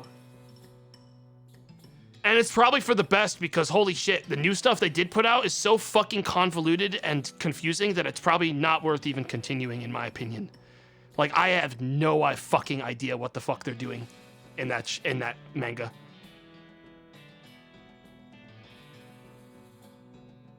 Just like Berserk. Well, Berserk had the excuse that the art is so fantastic that I would say every single chapter of Berserk was a piece of art. Hunter x Hunter is not the same level of that. And that's not me trying to take away from the artist's vision and stuff. The Berserk was a piece of art. Like that is a piece of art. You know? And also they died. Yeah, I mean, I know. Well, it's like comparing that to Hunter x Hunter isn't fair because Hunter x Hunter will never be Berserk. like Berserk, the amount of reach and influence that Berserk had in media and in everything is insane. True, but Togarashi is in pretty bad shape. Yeah, I'm aware. And I'm not saying that I don't think Hunter x Hunter deserves the same fucking recognition that Berserk. Actually, no, it doesn't. It flat out doesn't. But like, it's also really fucking good. But Hunter x Hunter, I think the show ended exactly when it needed to. And I genuinely believe that the manga should have ended there as well. Because it's like one of the rare times where it's like the manga kept going and the show stopped. And then the manga just ended up being in this like fucking limbo state. I think the anime ended perfectly. It's too bad. It really is.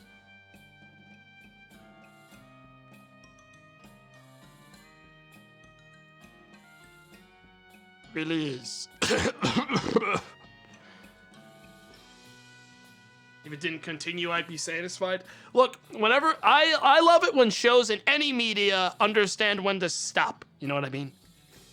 Because so many fucking don't. And then they go on for too long. And then they suck eggs. I love it when shows like Mr. Robot say, we are 4 seasons long. And that is it. Because that is the story. And this is the story we're telling at the exact length it needs to be to tell it. And then you get an awesome show like Mr. Robot that ends exactly when it's supposed to and remains consistently fucking good because it didn't have any bullshit influencing it outside of it, you know?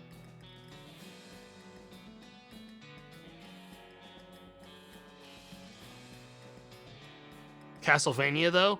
Oh, Castlevania is great, but again, like, what, the new thing, they're doing a new thing, but it's gonna be a like sequel series. It's not going to be a continuation of that story. So I think that's fair. It's fair to do like spin-offs and stuff of things, frankly. I think that's okay because that lets you explore a world that you've made in a different way, which is, interesting to me, you know?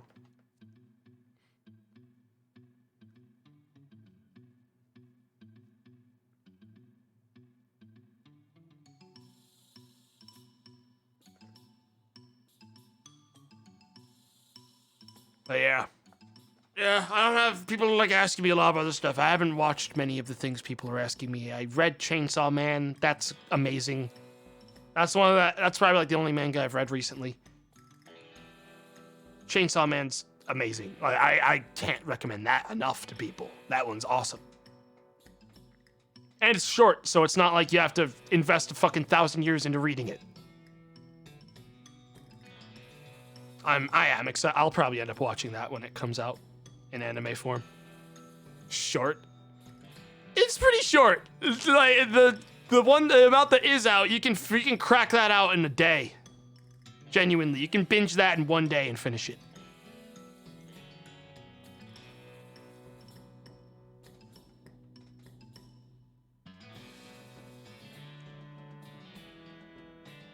Worst manga? Dude, I don't read trash. Okay, I do my research into things I'm reading. I don't read garbage. And if I do read garbage, I catch on pretty quick that something is bad. You know? Do you like horror movies? I love horror. I love horror everything. But there's not many good horror movies out there. There's not many actually good ones. The last good horror movie I watched was Annihilation. Frankly. And that wasn't even really a horror movie, in my opinion. But I loved Annihilation. I thought that was a good fucking movie. I found that movie and that world so fucking interesting. I love that shit. That movie is like stalker shit. And that stuff, oh, I was in, dude. I was in.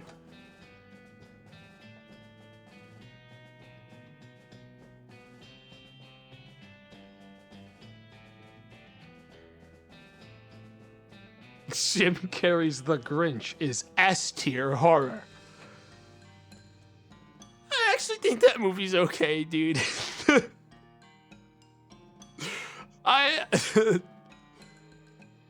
Jim Carrey's actually done some pretty good stuff recently. Like that show Kidding, that 2-season show was awesome.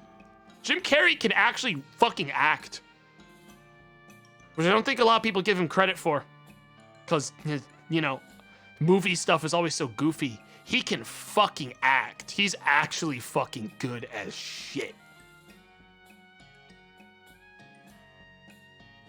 Truman Show? Oh, yeah. Truman Show is amazing. I think it's just like he got sort of pigeonholed into be the goofy guy, make the funny sounds. Jim Carrey, your face is perfect for it. You're really good at that. Do it more. It's like they locked him out of doing like actual good acting stuff. But does he hold up to Nicolas Cage though? Nicolas Cage is a fucking total clown. I don't know. I watched like Mandy and like he can do some. He's got some range too, but like he's a fucking weirdo. You know what I mean? He's a weirdo. He can do good stuff, but he's a weirdo.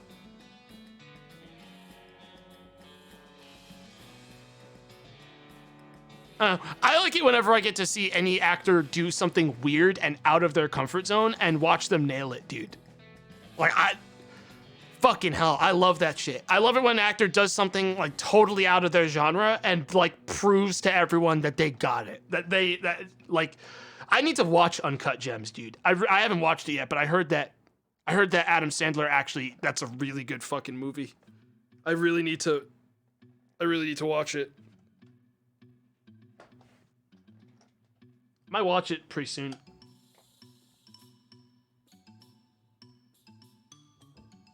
I don't know. I find it way more fucking interesting than watching the same actors doing the same fucking thing over and over again with different character names. You know what I mean? The Lighthouse. Oh, The Lighthouse is fucking awesome. But like, I already knew those two actors were good because I've seen them do good stuff before. So it wasn't like I was expecting them to fucking blow it. I was like, I went into the lighthouse being like, this is going to be awesome because these two actors are both fucking awesome at what they do and they're going to nail it together, obviously. Like, The Lighthouse is like the perfect example. Like, every actor's got to do a movie like that eventually because that is nothing but just hard. There's no bullshit in the way of just showing off how good you can act with one other person counter to you. Like, that is how you fucking show off your actual range as an actor, is doing something like The Lighthouse. Like, there's nothing there in the fucking way.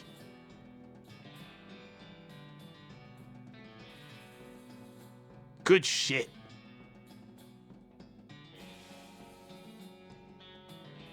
Defoe did the Hark speech in one take.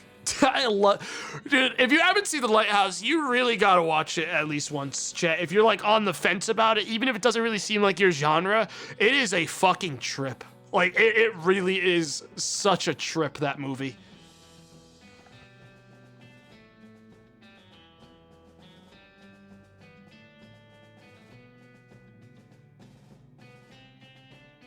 I don't like movies. I mean, personally, between you and me, I will always pick watching a longer form show over a movie because I don't think movies ever have enough time to actually pull me into their world. I struggle with that a lot. I don't watch as many movies because I always am like, this isn't gonna, like, I'm gonna wanna see more of this and there's not gonna be any, so I might as well watch a show that has the time to tell me a story properly. I don't like feeling like I'm being rushed along to an exit, you know what I mean? When it comes to media and entertainment.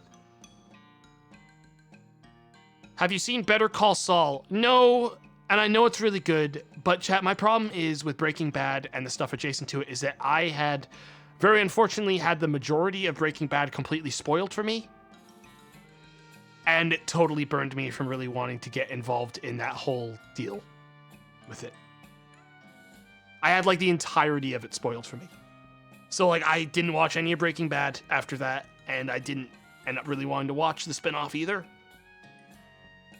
And I know it's good, it's just like I just don't really wanna. It just left a bad taste in my mouth to the point where it's like I just don't want to even watch a prequel that I know has nothing really to do with it. I just don't wanna. 'Cause I'm gonna think about it. You know? And that's gonna bring my mood down. Daniel Craig is great in Knives Out. Dude, Knives Out is a great movie. And who is it that directs it? Because they're the same person that did the episode 10 of sorry, not episode 10, episode 8 of Star Wars. Who is it? Rian Johnson? Dude, this might sound like a controversial opinion. I thought the 10th movie, whichever one Rian Johnson did, I thought that was the most fucking interesting Star Wars movie of the three of them. I fucking found the other two so boring and pathetic. I didn't think it was good. I was just like, at least it's fucking something. At least they like did something, because Disney is so safe all the time and it's so fucking boring. It wasn't good. Let me make that clear. They were all meh to terrible, but I was at least like, at least they tried to do something, and that's very obvious that Disney was like, stop, and like started trying to pull the project out of his hands, like at a certain point. Like, I don't know. I like it when people do weird stuff with IPs and try different things and mix it up a little bit. And it's very obvious from Knives Out that Rian Johnson is a competent director, right? And then you got like J.J. Abrams, who fucking, I don't know. I don't know, man. I don't know about him. I don't know, man. Don't know about J.J. J.J. don't know about you, man. Jar Abrams. I don't know, man. Like, what I honestly don't get, though, about the Star Wars, the newer trilogy, is why the fuck, and this is nothing against Ryan or anyone, why the hell did Disney think it was a good idea to not have all three scripts written by the same fucking team to guarantee, like, a cohesive plot all the way through. Like, that was such a fucking... Disney are a bunch of fucking morons. Because even I could have told you that was a stupid idiot move. And it's none of the director's faults that the plot looks like a fucking sneeze. Because it was like playing fucking telephone in the office. Like, people were like, well, I gotta figure out a way to get to here and get to the end direction, but I have to fill in all this blank space in the middle to get there.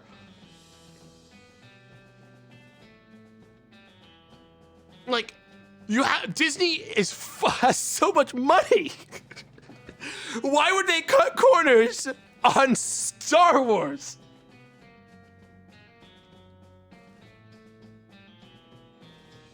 Bunch of idiots. Bunch of complete fools.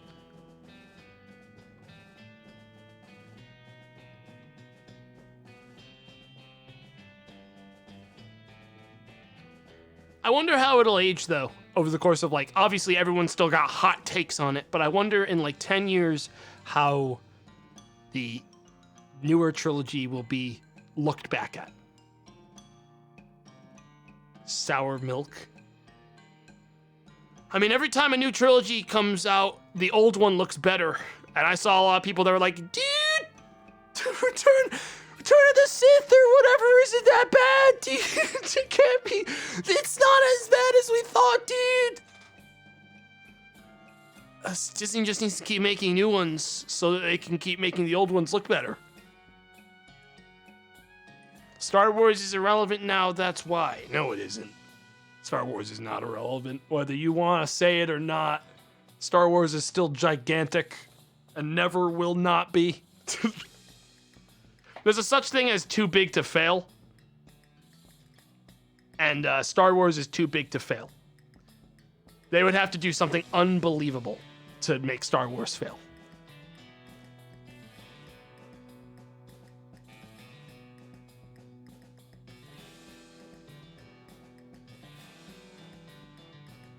The prequel's overall plot is good, at least. Yeah, I mean, the issue I have with the prequels is that the writing is fucking so cringe. And I don't usually use the word cringe, but the writing, poor fucking... Who was the actor that played Anakin? Who was, like, the actor? I can't remember his fucking name. Hayden Christensen? Yeah. Dude, I actually feel bad for him, dude. Because you can fucking tell he was given fucking nothing out there. He was given nothing out there. They gave him fucking nothing to work with and were like, now act. Poor fucking, so sad. Like, it was just terrible fucking lines.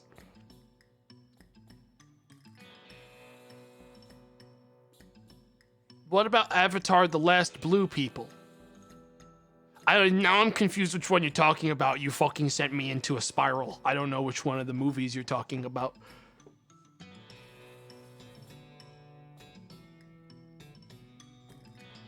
Are you talking about the one with the blue people, or are you talking about The Last Airbender, which was also not great? Talking about the Smurfs. Okay. Look, I liked the first Avatar movie. I think a lot of people liked it, which is why it was very popular. But I think everyone can also agree that whatever fucking is about to come out of the psycho James Cameron's fucking, like, insane babbling in, like, insanity, the spiral he's been in this, like, black hole for the last goddamn, like, 20 years of his life is going to be a goddamn nightmare for everyone to see. 4 more movies. Like, imagine being a fucking... Dude, this is like the same shit that sometimes I feel like was what was going through Konami's head with Kojima. Except that was just one game that he kept pushing back with Metal Gear Solid 5. And yeah, that turned out good. But imagine being the fucking investors in shit for, like, Avatar.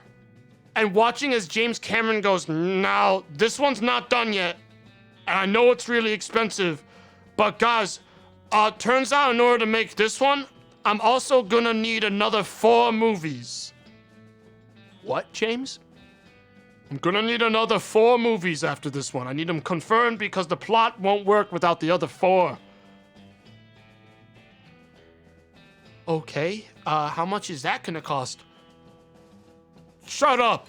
Shut the hell up and give me my... Do you know how much money Avatar made? Give me my money. I promise these ones are gonna do even better. I promise people are still gonna like Avatar in 20 years when these come out, man. Give me my money. Guys, Avatar is not Marvel. There is no real guarantee that Avatar is going to do as fucking well as, like, the first one did because it's been like this for so long. I have no idea what they're thinking.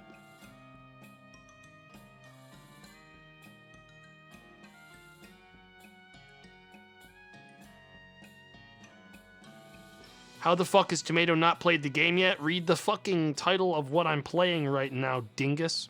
I'm not playing the game. Because it's not a game stream anymore. It hasn't been for a while. I don't feel like playing the game.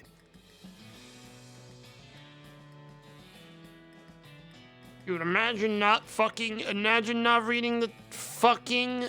Yeah, I actually ended up eating the rocks IRL. That's right. That's right, man. That's right. I ate all of them live. You didn't hear it because the rocks were soft.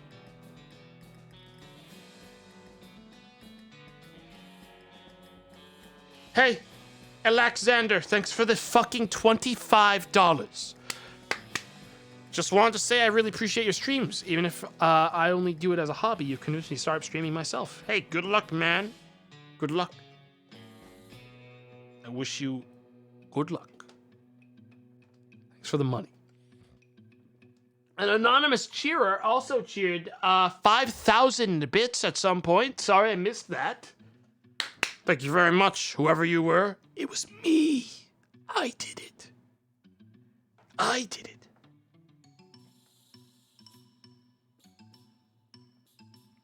The Never-Ending Story was a trip, man. Isn't that the movie where a horse gets fucking really grimly, like, drowned by mud?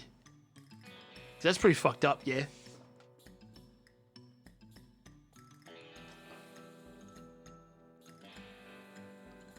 That's pretty fucked up, man.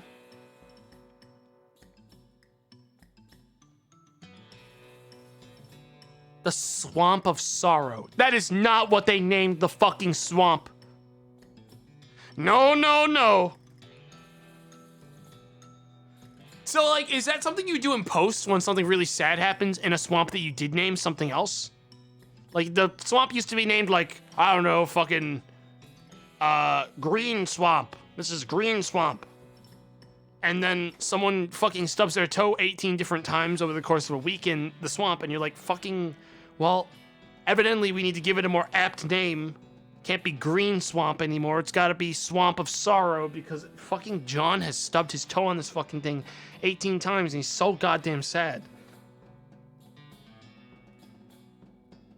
Swamp of Sadness. Sorry. Even worse. Even worse. That's not better. Why would you name it at all?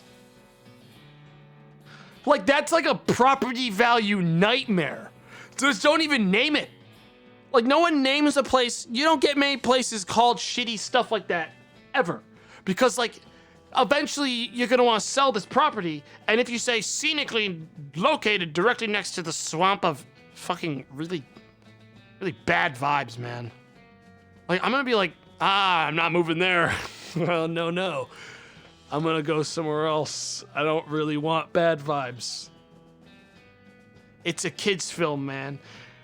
Irrelevant. That hasn't stopped the internet from overanalyzing everything around them before. We've mapped out the exact size of Luigi's schlong.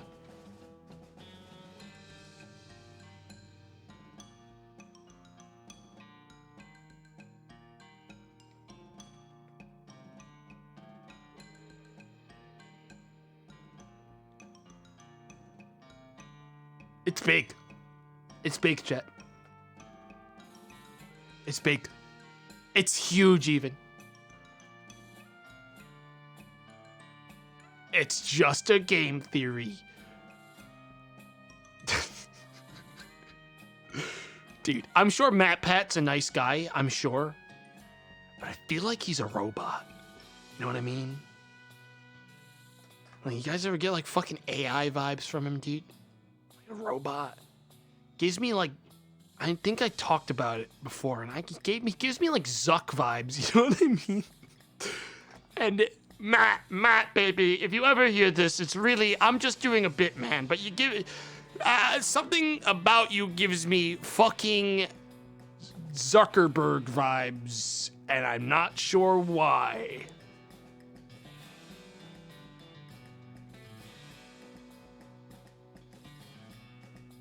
Harsh.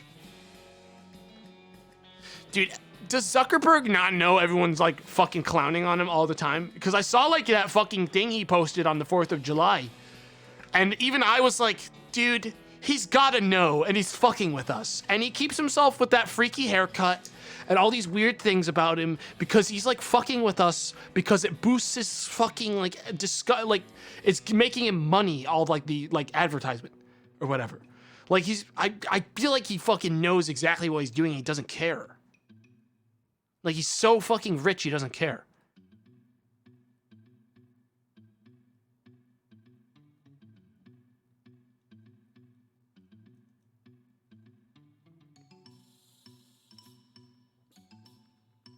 Well, yeah, he has everyone's info. That is true. That is true. He has everyone's info.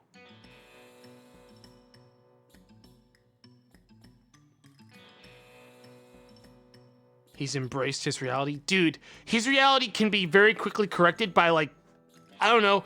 His hair is so, I don't know why, it's just like the hair that I get stuck on, but it's so defined and still like, I don't know, just grow it out a little bit, man. I know you can. He just like buzzes it in such a weird way. It wigs me out. It wigs me out. Something about it. Something about his whole face structure that would be helped out so much by just like growing out the hair a little bit, I think. That's all he needs. That's all he needs. That's it. He just needs that. Wigs.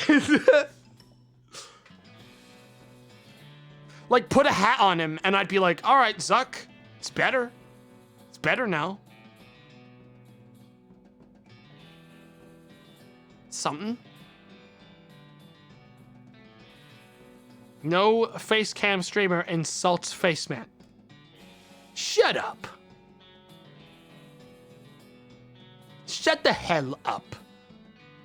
Look, chat, either way, it doesn't really matter, okay? It doesn't really matter, all right? At the end of the day, he's got $1 billion more than us, and that means he's better than us.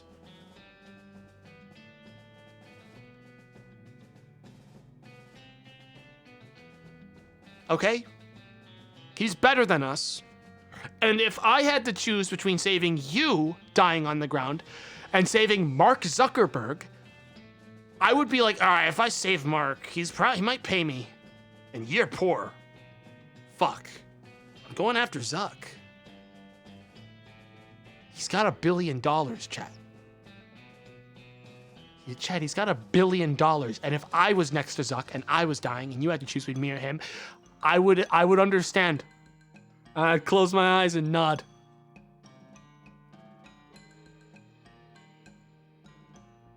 I don't have $1 billion.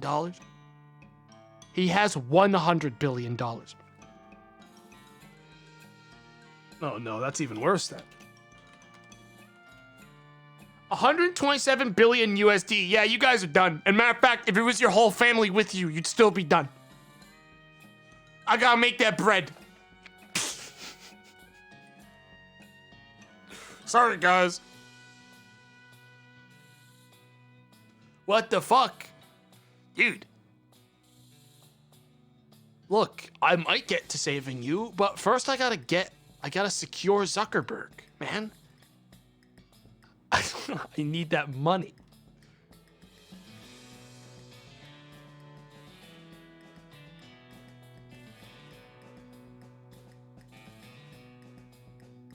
FYI, how much someone is worth doesn't mean he actually has all that much money, Tomato. It still means he's filthy, stinking rich, and I hate it when people use that fucking point.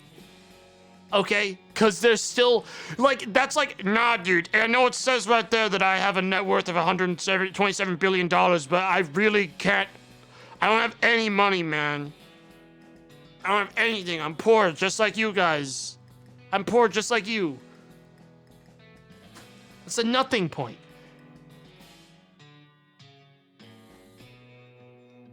Like, if I see someone drive in with a fucking Lambo, and then they say, sorry, I don't have any money, I would point to their Lambo and say, there's your fucking money. You have a Lambo. What are you talking about? Like, that is your worth. You have that. It has a value. Like, you have things that create your value. Be it products, assets. Like, you don't, of course no one has everything in fucking cash.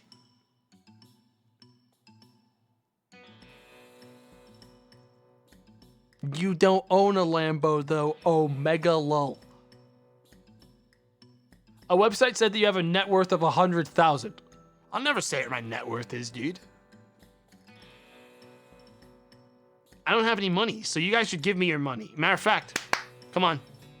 You, right now, the one who said that. I'm poor. Give me some money. That's a lie. That thing's a lie. It's lying.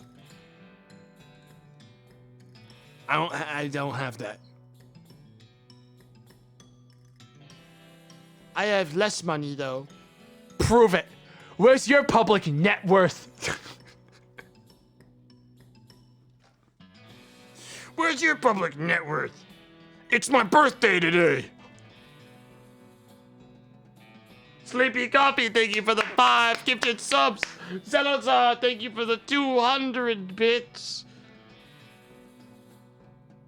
I don't have money. I have Bitcoin. Oh yeah, how's my investments doing? Wonder how everything's going lately. How's my life? How's my financial security doing? Whoa! All right, guys, I'm gonna need some. Come on. Don't leave a guy hanging. Markets are down. My net worth, chat, has dived 0.54% this week. Okay? 0.54% my net worth has dived. I need to make some money right now or it's over. Hey, Schlappen. 10 gifted subs from Schlappen. Thank you very much, Schlappen. Schlappen, you're one of my favorites. You know that, Schlappen? You always come in here. I love saying your name. Rolls right off the tongue. Reminds me of Schlong, which is also funny.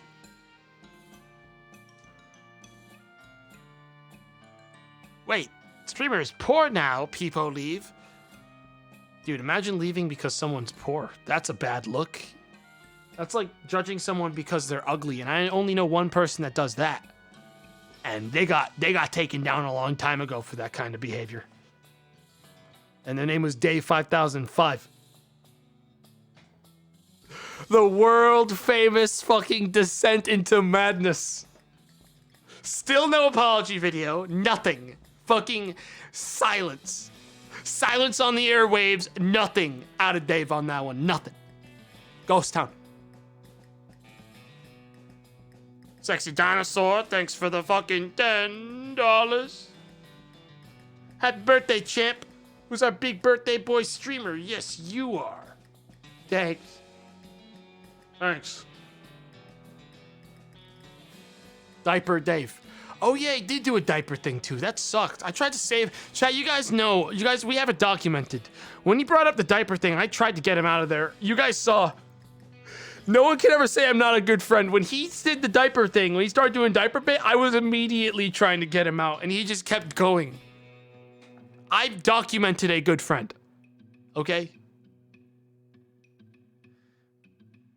Zango. thanks for the $5. Can you tell my friend Gobbogler to stop watching your stream while he's at work? He has a serious addiction to your channel, and he has gotten demoted 14 times because of it. He is now assistant janitor and makes half a penny a day. Whoa, man.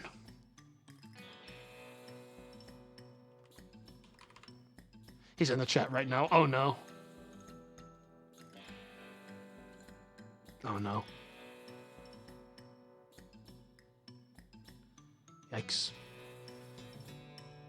Look, Bogler, I don't know what to say to you, man. Okay? But look, I could use I could use a half a penny. Personally, I'm pretty down as well financially. So, like, you know, if you're come on, spread it around. Spread it around. Come on.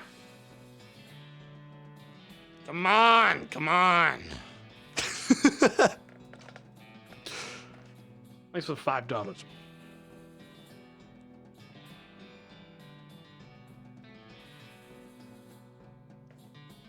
How much is a half a penny in bits, Tomato? Well, what you do is you give me 1 bit, and then I'll send you back the half bit later.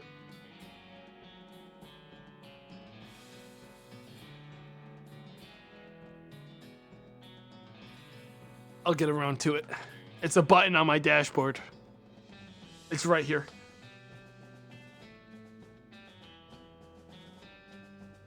Someone said something extremely fucking cursed. It just says, I'm going to force you to watch Shark Tale. And their name is Epic1012345. That might be the most cursed fucking thing I've seen in a long time.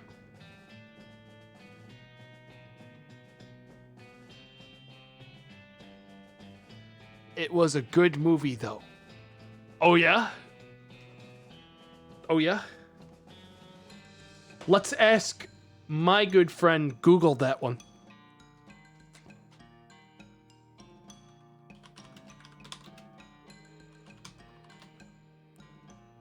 Shark Tale from 2004.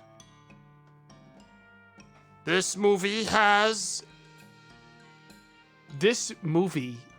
is in the top 2,300 movies globally on IMDb today.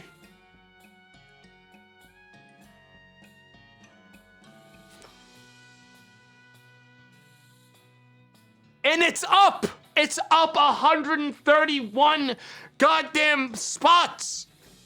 There's more people, guys. Shark Tale Mania is running wild. And people are losing their goddamn minds over Shark Tale. They're losing it. People can't get enough of it. They cannot get enough of Shark Tale.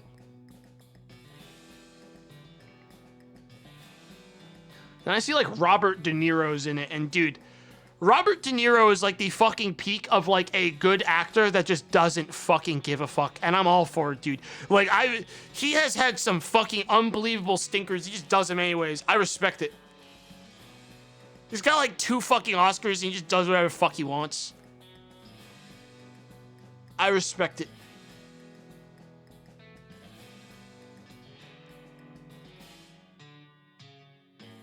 Kind of the Citizen Kane of animated movies. Citizen Kane sucks. Gobogler, thanks for the $5. Am I still cool? Yeah, but you are officially poor, which is unfortunate. Because we actually can't let you in anymore. Sorry, man. That was all your money. There's nothing I can do for you.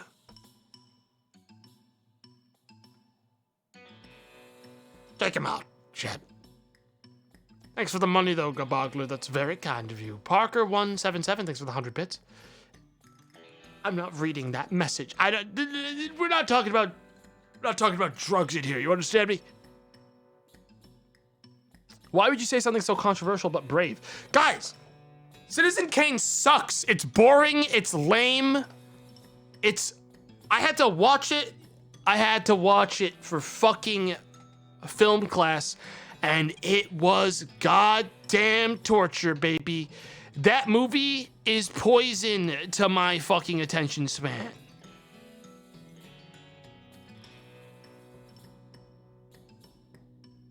What was Rosebud, Tomato? Wasn't it like a fucking representation of the guy's fucking lost youth? Or some fucking, like, corny bullshit? It was the name of, like, a sled. It's like the name of his sled, but it was supposed to represent, like, his lost youth as a child.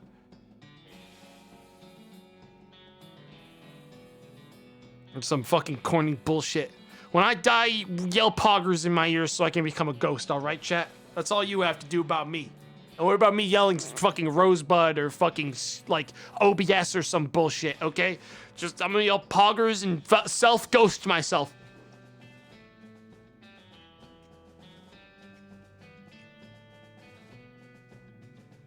Okay, real question, who's your favorite actor? I don't really have one, like, genuinely.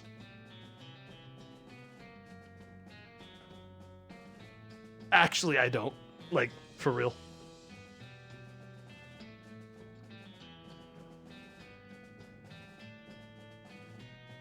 I also don't really have, like, a favorite band or really, like, a genuinely favorite movie or, like, a favorite song. I, like, don't get those. Like, I can recognize, like, this actor's talented, like, but it's not like I have one that I'm like, oh, yeah, this guy can do no wrong. Like, it's just, people are just good actors. Like, I have a good actor list, but, like, that's long.